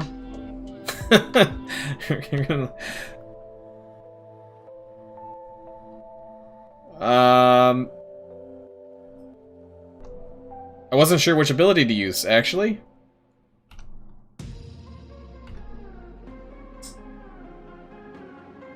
Okay, Falcon, do your thing. Falcon, go. There we go. I'm gonna just get some barrier just in case here. There we go. War Machine, clean up. Okay. I was kind of holding my breath there just for a minute. I was wondering if Captain America's healer ISO was really going to carry the day, but no, we did get it. So that's nice. And looks like we, according to my phone, we've unlocked the next room because I got that notification before I got it. I do have a I have a T4 into Falcon's special, and I did actually go at length talking about this in a previous video. It was an accident. It was sort of an accident. I thought it did more than it actually did. But yeah, I don't have a T4 into Falcon Assault.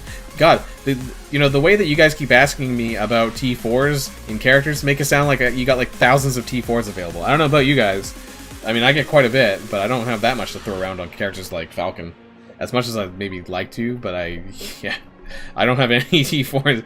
I don't think I have any T4s in my power armor, except for Falcon's special. I might have it in Ironheart's passive, maybe? I don't... Is that the two-turn... No, I don't know. I'll check. Hey, there's a bridge. Let's go that side. So we have engineering and security next to the bridge. I'll leave cargo bay up on target. If somebody can kill that, we might as well. And just open it up, I guess, at this point. So what's going on the defense here? I'll go into my power armor after in a minute. Looks like they're going, not going to bother boosting any of these here. So they're going down to the barracks, so I might as well get a boost in somewhere here.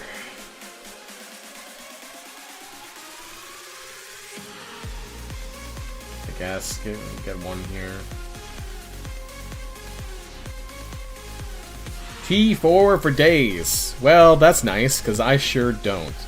But we'll double check to see what I do have in my power armor, just for...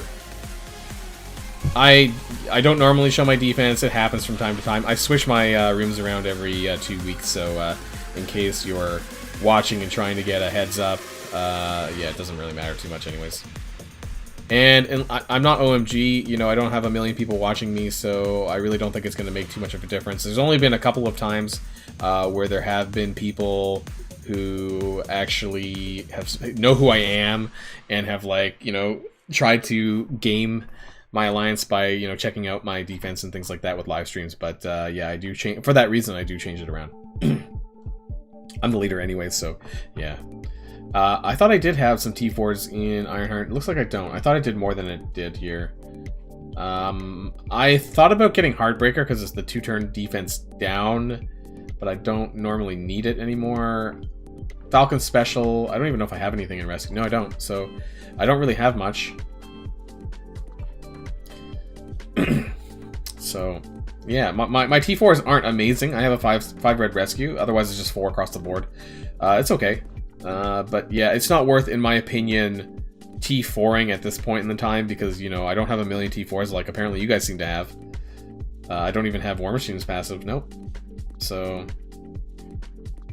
The way you guys talk about T4s and power armor, like, makes me think you guys are sitting on, like, thousands of T4s for spare. I don't know about you guys, but I sure don't. I just spent it on Skilletary, actually. But since we're talking about T4s...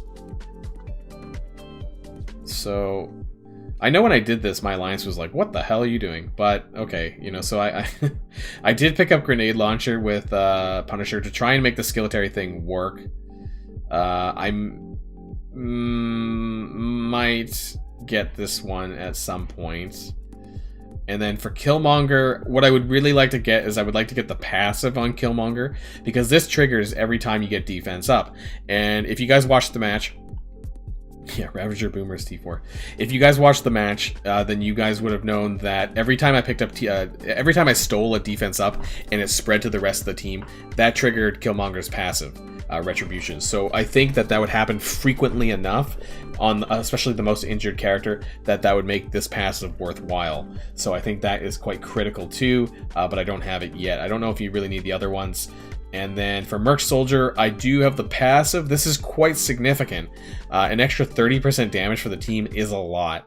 And he gets an extra, actually, 15% damage on his own as well. And actually, you know, considering I have 5 red for him, he's not terrible.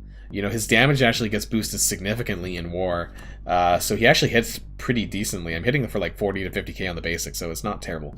And the Frag Grenade, you know, this would be nice, but to be honest, I'm not sure if his focus is good enough to actually reliably clear. Because he's a minion, and also that his focus isn't terribly high. I'm not sure if the Frag Grenade actually would realistically clear on the Marauders or things like that, especially if they have defense up. So I don't know if I'd bother investing into that necessarily. And then in Red Guardian, I do have the passive. He does have some pretty okay other ones, mostly the ultimate. But he's slow. And I'm pretty sure in the battle that we did against the Marauders, I think Red Guardian only took a couple of turns, basically. So I don't know if he really needs that many T4s. He's just kind of there to soak up damage and do his thing. So that's why the passive is important there. I do like Red Guardian as a standalone character. I think he's great. You know, he's great for real-time arena because he's spawn taunts, and he's basically Drax and Captain America put together. And I do have this 6 red star that maybe one day I'll get to activate, which would be really great, and maybe I'll put some more stuff into it. I don't think that the passive is really all that great. Clearing 1 to 2 negative effects, going from 1 to 2, frankly, you know, is nice, but I don't think it makes a huge amount of difference for him, personally. And 5% healing, I don't know if that... It's not a priority. I would consider it a luxury T4 for sure. If you're trying to go hard on Red Guardian, then yeah, it would be worth picking up, but I don't think you need it to do what you need to do. If you were considering to use Red Guardian elsewhere, like let's say future skill for Doom Raid, then that's probably something that you'd want to pick up, because realistically, I think he's the only real skill tank. So Iron Curtain might be worth picking up there for that reason, but for War, I don't think you really need it. It doesn't really take enough turns to warrant it, personally. And then for Yelena, of course, I am planning on getting her to level 71, I think, for the focus boost, because she does... I need to get her there, I think, if I want to make her competitive against other characters. And then I think I'll pick up this. So the disrupt for 2 turns when you're fighting Strife, I think for the Marauders would make a significant amount of difference. Or if you're fighting Mercs, then this would apply Disrupt to Merc Ryguard probably for 2 turns, and I'd probably need to pick this up. So I think that's probably what I'll end up doing. So I'm going to be slowly working on Yelena's level up to 71, I think, for the focus boost. And then everyone else is already at 70. Punisher's at 75. Eventually, at some point, I'm going to need to take Punisher up to 80 because of T15. And then their ISOs are all at 3, and then Red Guardian's at 4. And so, Striker for Punisher, you guys might have noticed that this triggered a couple of times. Punisher got a follow-up Striker attack, and since they're all villains, that he actually does do a significant amount of damage on that Striker follow-up. And his basic actually does a little bit of piercing damage as well, so the follow-up attack actually does a decent amount of damage, because he gets already a 50% damage boost against villains. So, yeah, I'm looking to see this team work a little bit more. I'm going to have to, experiment this more in more wars down the line and try to get some actual better footage with some punch acrosses. So we know that it works punching down. That probably is of no real surprise, but you know, I don't think there's a lot of videos out there showcasing the Skilletary team. I actually went on YouTube and tried to find other videos of Skilletary teams, you know, any videos really, and I did find a punch across from, I think his name is McMull. I don't watch his channel personally, but he had a really nice video punching across with Skilletary on Marauders, but I am interested in finding some, or making my own if I can maybe attempt it, of a punch up against it, so. But hey, while we're talking about reworks, let's talk about Shadowlands, right? So what do you guys think about Shadowlands? I think I kind of alluded to it earlier, but this really pisses me off, and I'm probably going to make a separate video about this, aside from the live stream. I'm not going to do it. Sometimes I rip videos off of my live stream for YouTube, but in this case, I'll probably just make a separate video, because I have a lot of thoughts on this one. Dropped all his TV. Yeah. So, okay, so let's talk about Nightmares. Let's talk. Actually, I have a new series coming out on Mondays. It's called Let's Talk, and that's where I kind of round up the weekly talk. And I don't know if this will be making Shadowlands will be making a separate video anyway, so it won't be part of my Let's Talk series. But I do have something new coming for Mondays. And so let's start here at the special, because this is what I want to really point out here. And it's a good T4 upgrade, but the point, why is it locked behind a T4? Okay, so this is great. 3 negative effects from the most injured ally and all adjacent allies. Great. This is really, really good. Heal the most injured ally and all adjacent allies for 20% of max health plus this. That's good. Great. Question is, why does both of them have to be locked behind the T4? Can we have the healing part be T6 or level 6? And then the negative effects could be the T4s? Why do both of the effects have to be on under the T4? I think that's just it's just a travesty there. It is a really good skill, and call the ally, so this is new. Call the ally with the highest damage to attack the primary target. This is new, and that's nice. But yeah, and then Urgent Care, start with 4 energy. What the F? So I think this is not I don't know if this is a, well, was it always 0 out of 4? I don't remember her being 0 to 4. Even when I did use her for Ultimate 6, I really don't... The healing is the same. Oh, actually, sorry, it flips negative effects. The ultimate flips negative effects on self and all Shadowland allies. So, hey, this is great, the fact that this doesn't require the T4. So, I will say that. But I don't remember... Was she always 0 out of 4 ability energy? Even when I used her in Ultimate 6, I don't recall this being the case. But maybe it's been so long since I've used her, I don't remember. I thought it was like 2 out of 4 or 3 out of 4. I don't remember her starting. So did they change this? Because this is really... And I'm trying not to swear because this is YouTube, and whereas I can swear on Twitch. Which, by the way, I am streaming on Twitch now, Thursdays at the same time. If you guys want to catch me for more live streaming, I am doing 2 days a week now, Thursdays on Twitch and Saturdays on YouTube. I really want to swear right now because this is effing gross. The fact that they remove, I'm pretty Clown, I'm pretty sure you're right, and I think I'm right as well, that it was either 2 out of 4 or 3 out of 4. And this is effing egregious. You know, the fact that they remove the ability energy on the ability, and then now they're making you pick up the T4s for that, that's gross. That's really gross. Yeah, I'm pretty sure when I used Night Nurse and Blitzing, when I used the manual blitz with Night Nurse, because she was on my Ultron team, it definitely wasn't 0. I'm pretty sure. Yeah, it might have been a turn 3, but my point is this is effing gross. You know, the fact that they not only remove the ability energy that they had for that, and now they're like, okay, well, if you want it, then it starts at 4 energy. This is the worst T4 upgrade I have ever seen, and this was terrible. I do swear actually quite a bit, but you know, because of YouTube, that if I do it too much, that you know, I could get pinged on monetization of a video and things like that. So I try my best.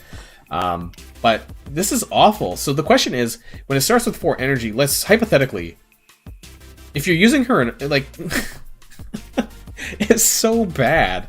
Like, okay, sorry, I'm trying to talk properly here. So this T4 is so bad that it's just boggled my mind. So if you're using her in raids, let's say Doom Raid in the skill lane, the start with 4 energy part, this is only going to apply to the first node, right?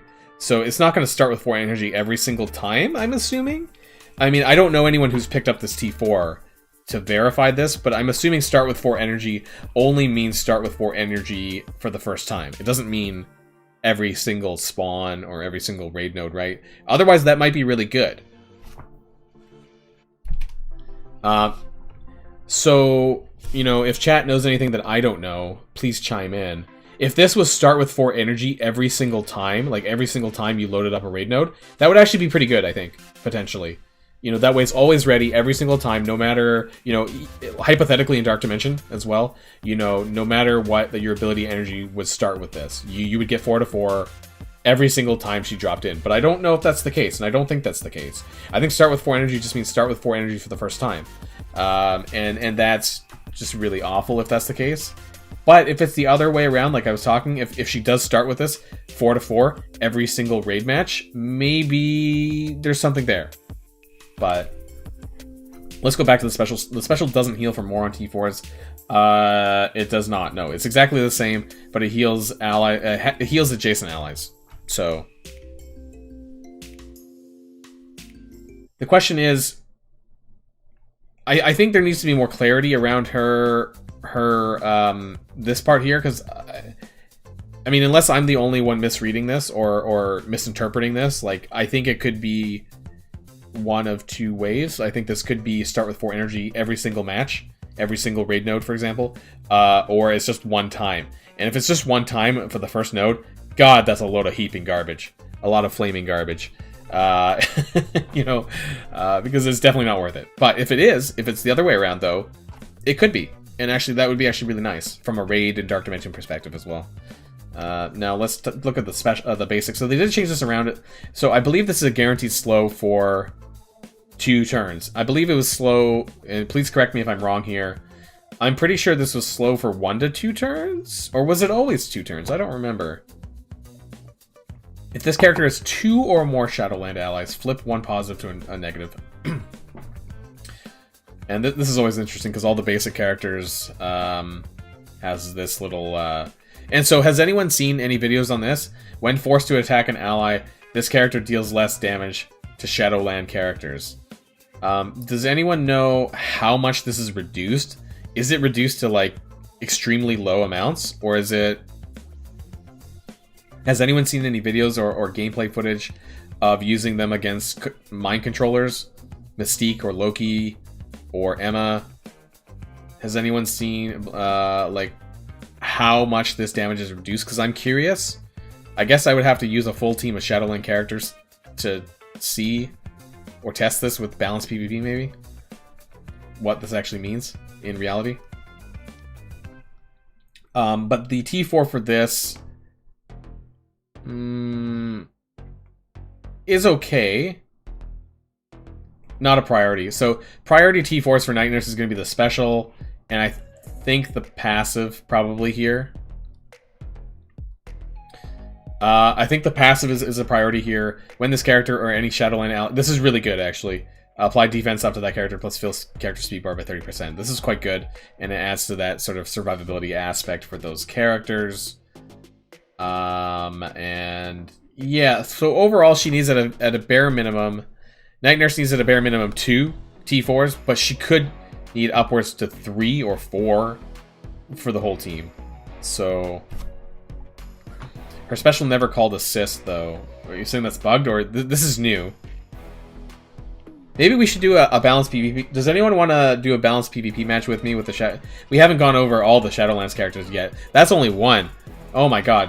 If anyone in chat wants to help me test this out, we could use the 3 Shadowland characters, because I believe the basic part is all the same. I don't need the T4 to test this, but we would actually get 775 anyways. But let's go over the kits really quickly. Even though I plan on making a completely separate video, I want to kind of go over this anyways. Here, always bonus attack, okay, that's fine. But I want to talk about this. Throw baton. This is egregious. This is as bad as the Night Nurse T4s. So, in order to use Daredevil with the Shadowlands team, you have to buy this T4. So, it's really not that much better then level 6. Okay, it's a guaranteed chain to 2 targets. It's a little bit of extra damage. But the apply to counter to all Shadowlands allies. This is egregious. Because you already get it for defenders. Why the hell couldn't they just put on 6 or whatever? And they're forcing you to buy this T4 upgrade just to use them on Shadowlands.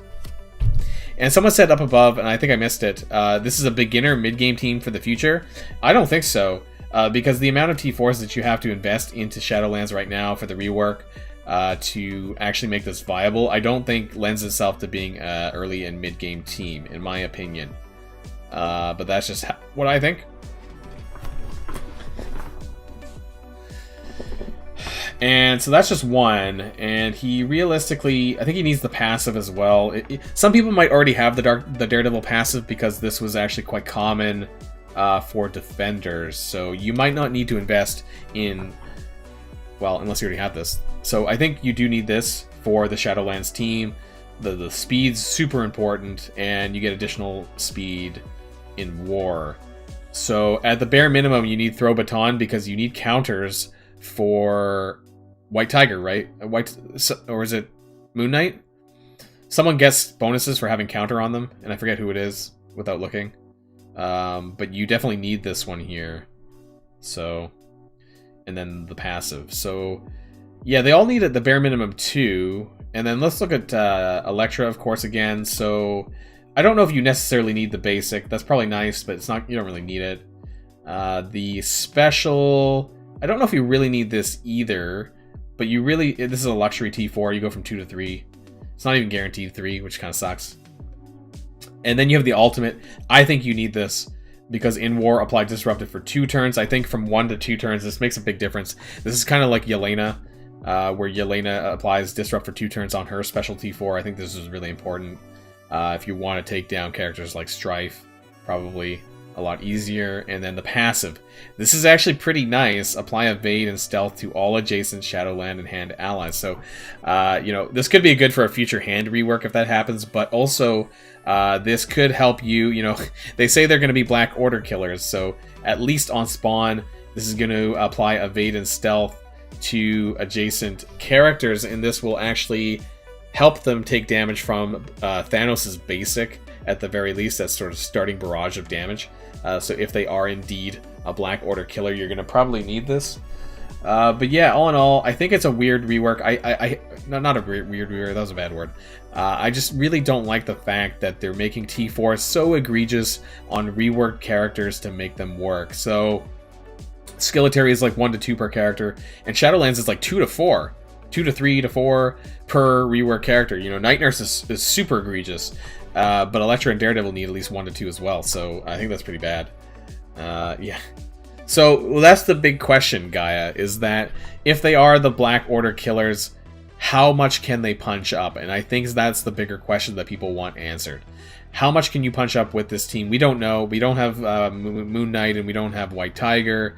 You know, if they can punch up 100 to 150k on Black Order, wow, then you want to invest in those to kill them. But if it's a punch across, like, how the hell are you going to invest T15 into Shadowlands characters to punch across? It's just not worth it. You know, even my Sinister 6 Doc Ock team can punch up about 100k or so against Black Order. So, and welcome Sido to the live chat, and everyone else who may have joined and I didn't really acknowledge, but if you do say hey in the chat, I will acknowledge you. So I know there's 44 people in here and not 44 people chatting, but that's okay. I would like to test this out though, the basic. If anyone is on my contacts list or wants to add me to contacts list, I really want to test this part here. So when forced to attack an ally, this character deals less damage to Shadowland characters. So I would like to do a balanced PvP match with mind control characters and the 3 Shadowland characters, and I don't know, I'll have to try to find and hope that this triggers, I guess, with one of them. So if anyone has me on contacts and would like to do a test PvP match, I would really like to test how much damage this actually lowers it by. Because if it's I haven't seen any videos on this.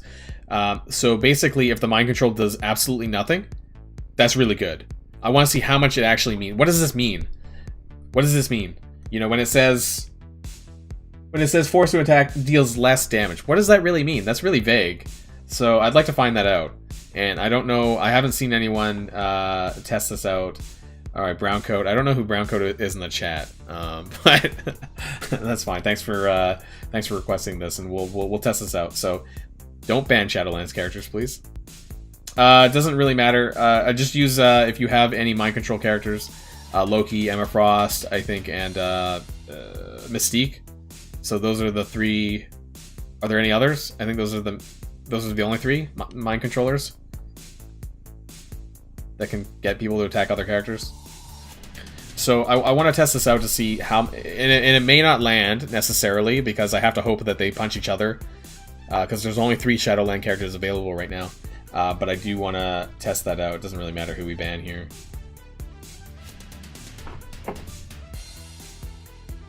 So I'll pick the Shadowlands characters. You pick the mind control characters.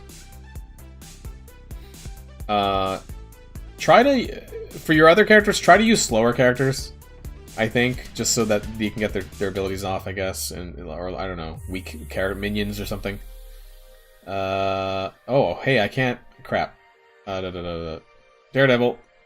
I thought you could filter by tag, but you can only filter by like. I thought you could filter by everything. Oh crap! I have another one.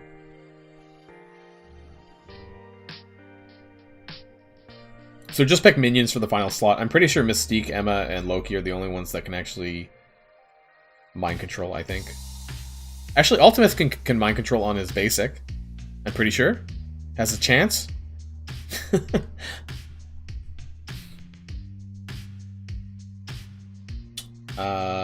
Electra, where's... Electra.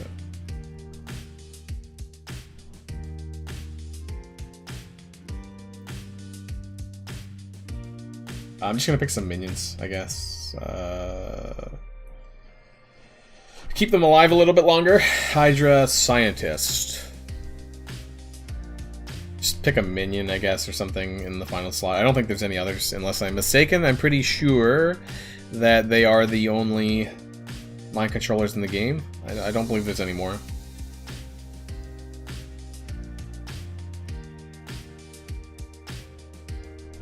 So you know that really, realistically, the Shadowlands team is kind of designed to beat these kind of characters, the Marauders, Asgardians, and, you know, if you need another Asgardians counter, which you probably don't, but, you know, any character that has mind control. Or, I was gonna, no, they're not a raid team, really. I was gonna say for raids, but no.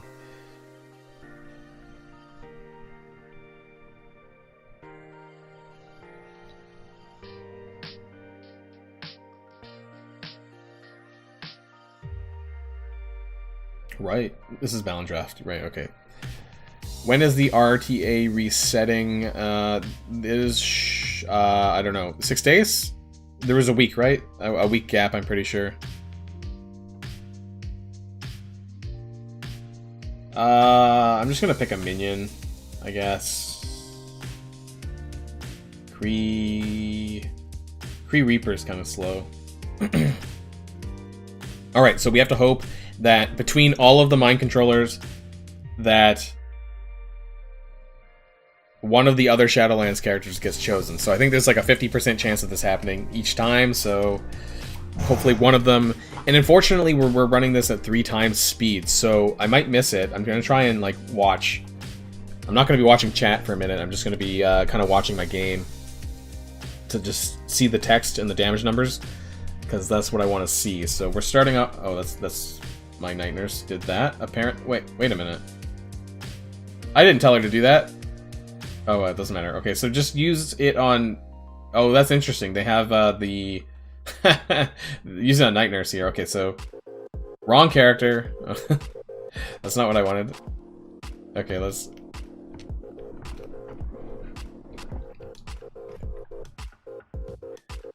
just use basics or something just to keep this going, so that we can try to get this going down longer.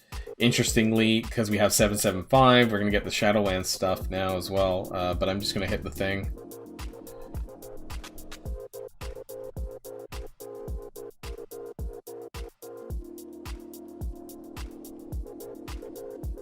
That didn't land either. Let's heal up Night Nurse, just because I want to keep her alive a little bit longer, just to see how this works. Try to work on killing the minions if we can. That way they're not alive to get the mind controlled. So I'm gonna...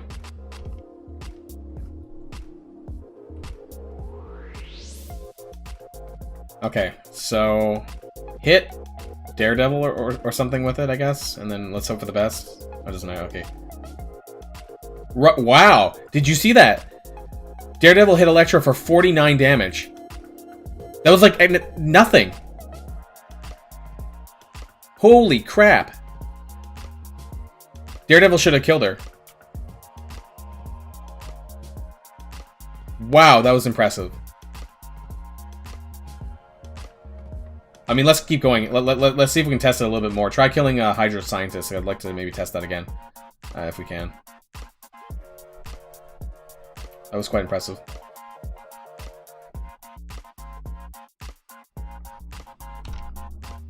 Hey, there we go. We got some healing. Oh, in war. That's disappointing. That's in war text only.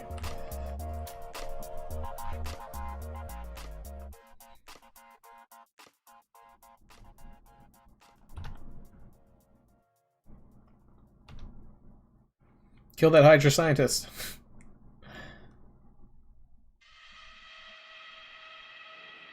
Okay, so it's just the Shadowland characters left. So if you have another, I don't know if you get around to another, try to not... Oh, there we go. Oh, hey! Okay, so Night Nurse got hit for 1,000 damage. That was like nothing. These mind control damages are extremely low. Like, almost nothing.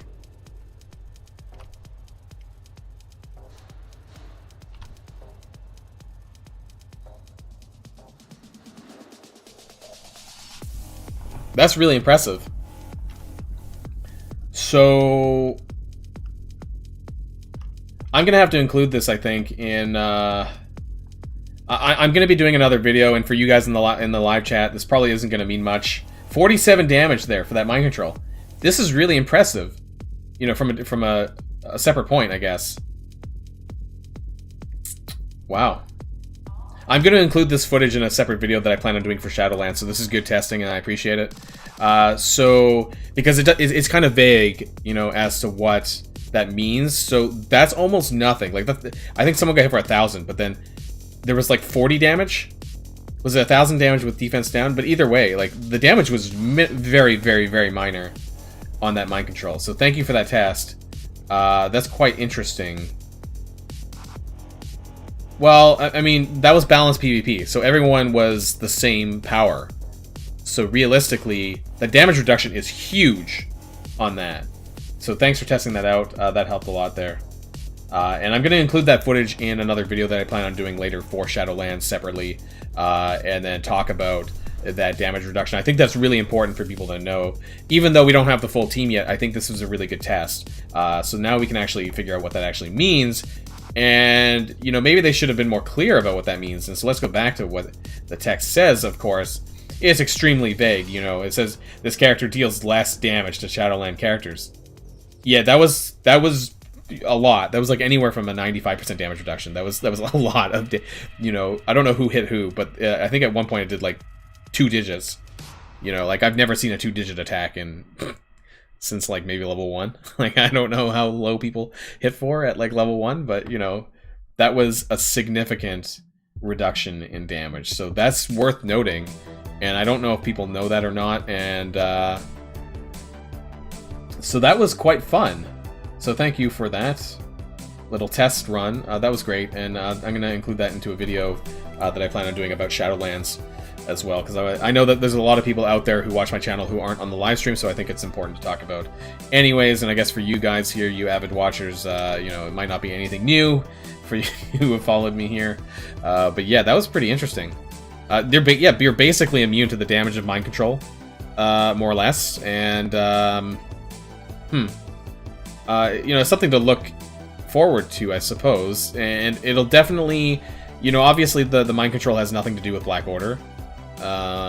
But, you know, when fighting Marauders, that's going to make them pretty insignificant, and the amount of, the threat that, sort of that Emma Frost has, you know, is going to be a lot less, is going to be way reduced when using the Shadowlands team. So interesting. I don't know if we're back around to Blitz, or we are back around to Blitz. Wow, it's been 2 hours already.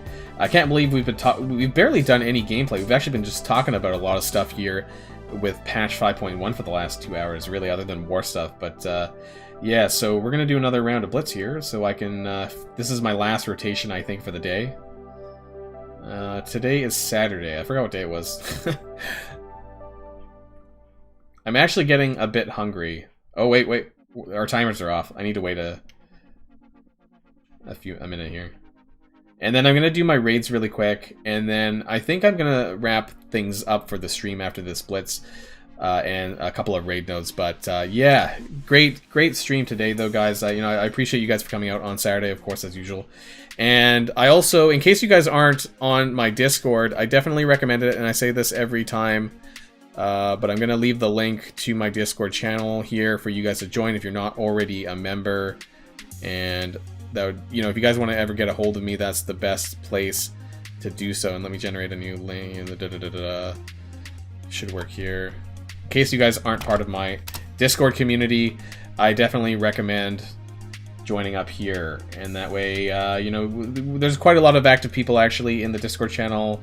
You know, we talk a lot, and we talk a lot of shit about the game, and you know, when it needs to. And so if you're not part of the Discord community here with me, then I definitely recommend you joining up and having a chat with me. And if you guys need anything from me, of course, that's the best way to get a hold of me as well, is on Discord. I'm on my computer like almost all the time at home. So yeah. Let's see, let's get some more points here. Yeah, I'm gonna need to go back over that the mind control footage there, but that was quite something. I think only one person did 1,000 damage, and I don't remember who hit who. I don't know if anyone here remembers who hit who, but either way, it was a significant reduction in damage, and I think that's important knowledge to know. Like I said, I haven't seen anyone actually test this out. Surprisingly, maybe some people have, but I've not seen any footage of it. So it was really good to see sort of how reduced damage that really was. So yeah, I remember it was just, the damage was so low that it was really shocking, because normally I believe Daredevil hit Elektra, and that did, maybe that did 1,000, because Daredevil does more damage against villains, I thought. So maybe that's where that damage came from. But either way, you know, it was almost nothing. So it's very negligible in that case.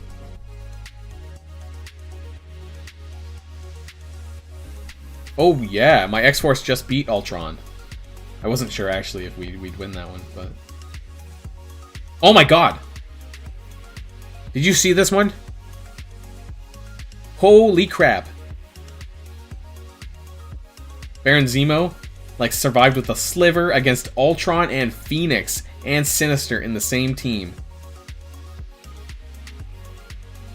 That's hilarious. 110k punch up. I don't even think I would have survived this playing the match.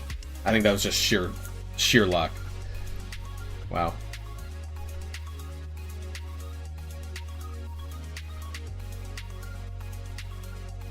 I didn't actually realize what I clicked on until it was too late. What? Aim? Ah.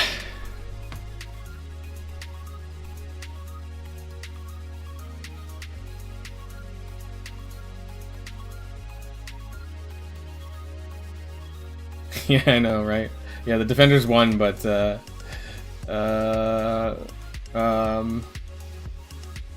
Supernatural actually is quite tough to beat on a punch-up, I think, but yeah, okay, that was risky.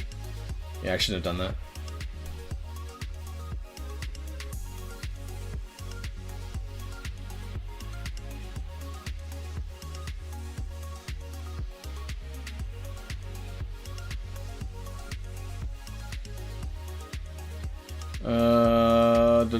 Can we do this one?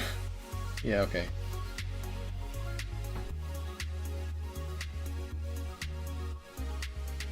Do I think the new Astonishing X-Men are going to be good in War and Blitz? Well, I mean, like, to be fair, any team is really good in Blitz, but yeah, they probably will be. And they should be in, like, the top third of Blitz teams probably for winning. I think that they shouldn't have a problem there. But good in war, I don't know. They might be good on war defense if you build them high enough, because Bishop can sort of tank for them on spawn. There is some healing there with Beast, and I think that Kitty's dodging also works, the healing works outside of raids, I think. So there might be some sustain there from that side of things. How effective it is, I'm not sure. You could maybe go in with a Brotherhood 2.0. Like, could you blind them? I think you could blind them. So they might be, Brotherhood might be a counter to them, interestingly. Just off of the top of my head. Alright, so we're 24.7 million Blitz. Wasn't quite 25 million that I thought I would get by the end of today. But I just need to pick it up. I need another 10 million in a bit. 10.5 million by the end of tomorrow. And hopefully we end with a 1% for Iceman and pick up that next star level. That would be great. So they would be better as... I think they would be better as defense than offense. I'm not entirely sure just off the top of my head who they would counter on the offense. I really don't think that they would counter Marauders or any of the top defensive teams, in my opinion. So I'm kind of thinking that they're more of a defensive team. Doc Ock also is kind of a bit of a mixed bag. Personally, I prefer Doc Ock Sinister 6 on the offensive because I can clear Black Order teams with them, and I think that's really good and really quick before we sort of wind down the stream. I'm going to do a little bit of rating, but I want to see if there's any Black Order teams that I can use my oh my god. Any Black Order teams that I can use my Doc Ock team to beat. Looks like there's none off the front here, so... Why are we punching all over the place? Let's go right side, please, guys.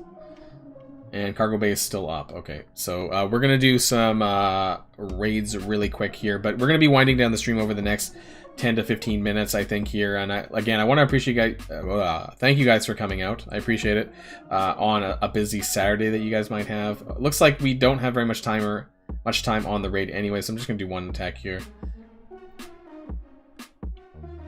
Maybe one day, you know, I'll do a live stream with the Doom raid just for giggles.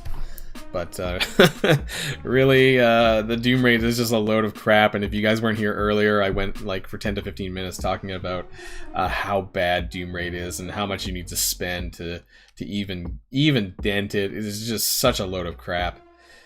Things with Shadowlands is Black Order don't have mind control. You're right, they don't. Thanos will go first with his basic, but like I said, Elektra's passive, though, should help you mitigate some of that damage, though, from Thanos' basic, because Thanos' basic does hit that character and adjacent enemies, so at least that first hit could get absorbed by the evades that Elektra does on spawn. So that's what I was talking about there, is that might help a little bit there. And then Moon Knight actually clears almost all the positive effects. There's about 3 positive effects that he clears off of everyone. Or it's all positive effects, I forget. Either way, it's a lot, and so that's, I think, Moon Knight is going to be integral for clearing Black Order, in that you won't be able to do it without Moon Knight at the very least. And then I think White Tiger is going to be really important for clearing out Marauders, because, and probably Moon Knight as well, but White Tiger is the one that does a lot of the heal block, on top of Moon Knight, I suppose, as well. But, and happy birthday, Jack. I'll try not to attack you in Arena for your birthday gift. Actually, I'm not even sure where you're at, but I know I'm pretty far back, so I need to punch my way back up again. They will beat Asgardians on war defense because turn meter on kill. Yeah, absolutely. So they're going to beat Asgardians, no problem, but the question is, do you really need another Asgardian counter? Probably not at this point, but... Oh, wait, sorry, turn meter on kill. Oh, so you're talking about Astonishing X-Men. Yeah, they could do that too. I thought you were talking about Shadowlands, but Shadowlands would also counter Asgardians, I think, because of White Tiger gets turn bar for herself? Or is it the team? I think it's just herself, but either way, she does manipulate the turn bar as well. So they could get that on Asgardians if you need another Asgardian counter. There's already a couple. You know, Astonishing X-Men, is it worth building up to that degree just to counter Asgardians? Really? You know, I've made my thoughts on Astonishing X-Men very, very clear, that I'm probably not going to be building them to any significant portion. And why are we at 57.78% with 2 hours left? Hold on, let me get them on Discord and get people to F and do their... Hold on, guys. Hey, everyone. Can we clear U7 a couple nodes, please? We are almost at 60%. There we go. Okay. It's funny because I have energy left. I'll maybe do 2 attacks here. I hate this Ronin boss node, by the way. This is boss number 3 in the center, Ultima 7 lane. And yeah, this is kind of one of the more annoying ones in my opinion. I think actually everything else is pretty easy outside of the Ultimus, the final boss. But this Ronin boss node is one of the hardest in Ultimus, I think, in my opinion. This is the worst because there's a Magneto as well. And actually, Doctor Strange flipping debuffs and Ronin clearing debuffs. It's not a lot of fun, and that Magneto can make things really bad. The combo of Magneto, Pyro, and Juggernaut does a lot of damage if you don't control it properly in this fight. So this is probably the hardest, I think, node in Ultima 7.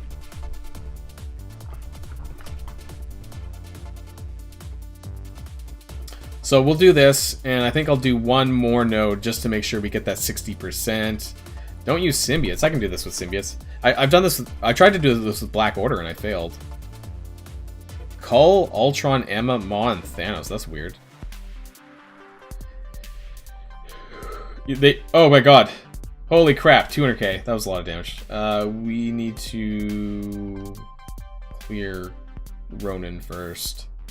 But I normally do the stun here on Doctor Strange.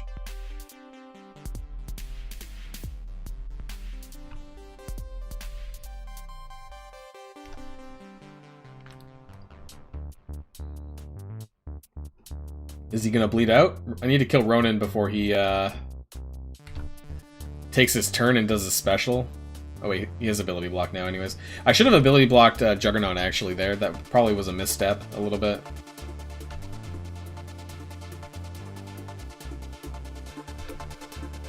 Oh, I should have also disrupted Juggernaut. But I wanted to kill Doctor Strange here.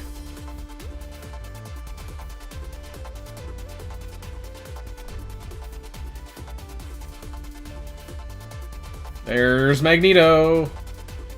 He's really neato. Try and spread some of this over to him, maybe? Uh-oh. I think he's gonna get his turn. He's gonna blind me. I'm actually going to do a disrupt here. I think he's gonna get his turn. Oh wait, no. Nope, maybe we're okay.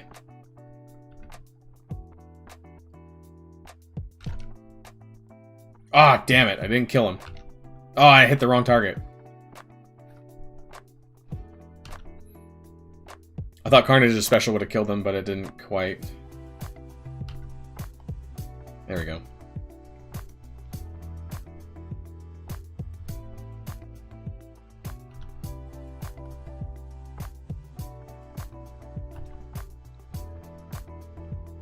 Yeah, I can't really auto the... Once you get to the third boss node, I find that you can't really auto it anymore.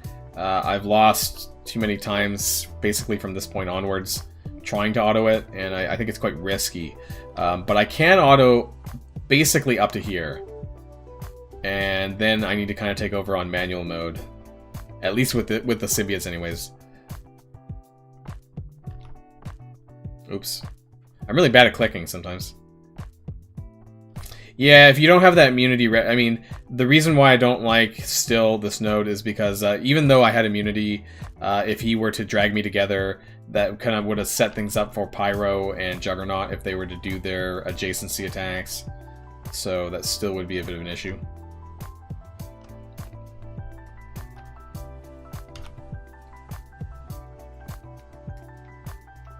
I mean, I have a lot of different characters that are usable in raids. Why did that... What did I just do there? I was not paying attention. I was looking at chat. My symbiotes are 600k, I think, or something like that. Cull, Ultron, Emma, Maw, and Thanos. That seems really light on damage. And, like, no healing. So how do you... Are they all healer ISOs or something? Or like, because that doesn't really seem like a lot of damage to me.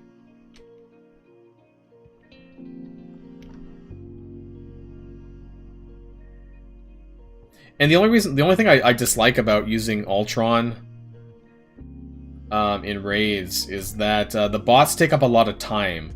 So as you guys see that, you know, I'm almost about, maybe I could have done this a bit more efficiently. But, you know, there is a risk of timing out, I think, in later raids. Certain boss nodes, so...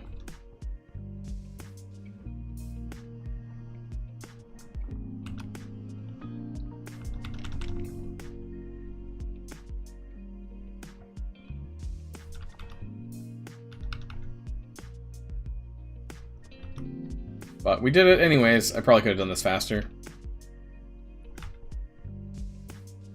Yeah, I think we're gonna look to do a push, a 100% push, probably next weekend for 7.3. I am replacing a member of my alliance who I have found the replacement for. Appreciate everyone who, I don't know if anyone in this chat maybe sent me a message, but yeah, I did reach out via my YouTube.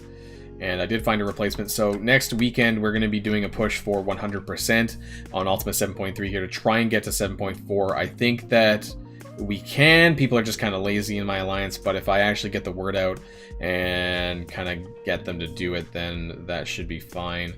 It looks like other people are doing nodes, so I'm not going to actually do the other ones because mostly we usually just go to 60%, but I do want to kind of push towards 7.4. I think that we could probably do that next weekend, so I think that's the plan there. So I'm just going to save up my energy because the raids are about to end by the store reset time or thereabouts. And yeah, so I think we're going to be wrapping up the live stream here. And again, I want to appreciate... Why do I keep saying that? Oh my god. I appreciate everyone who came out today to come and watch me. And like I said, if you ever want to get a hold of me, if you want to talk about Marvel Strike Force, or if you want to get some advice, or if you want to just kind of just talk about anything, feel free to contact me via Discord. That is the best way to do so. And I'll leave the link again in case anyone missed it. So this is the link to my Discord channel here, where you can find me, where I'm always around, and best place to talk to me and other people as well. It's not just me. There is a small, growing community there. I appreciate you guys all the time. I appreciate you watching my channel. I appreciate the live stream watches and all of that. So thanks for coming out today. I'll see you guys on Thursday if you guys come out to my Twitch stream, which I know that YouTube doesn't like it when you talk about that, but I'll leave that link here as well. Is this one, I believe. Does that work? So I do use Twitch. This is on Thursdays at the same time. Twitch is Thursday at noon Pacific time, and then Saturdays on YouTube. For the moment, that's what I'm experimenting with. So if you do want to catch me twice a week, then you can catch me on Thursdays via Twitch as well. So that's where I'm currently at there on that day. Otherwise, you can keep watching me here on YouTube Saturdays. And of course, I would really appreciate it if you guys smash that like button down below. I know a lot of people come through the live stream and don't click on the like button, but that definitely helps me, and definitely helps the algorithm for future live streams as well. The more likes and comments that there are on the video, I would totally appreciate that. I know people forget from time to time, but yeah, you can do that. Catch you outside, how about that? Was that the reference there? But it's not that cold out here, actually. But anyways, so yeah, you can catch me in Discord, you can catch me on Twitch on Thursdays, or you can just catch me on YouTube's on Saturdays. So we're going to be ending the live stream here, and I'm going to be getting some lunch because I'm starving.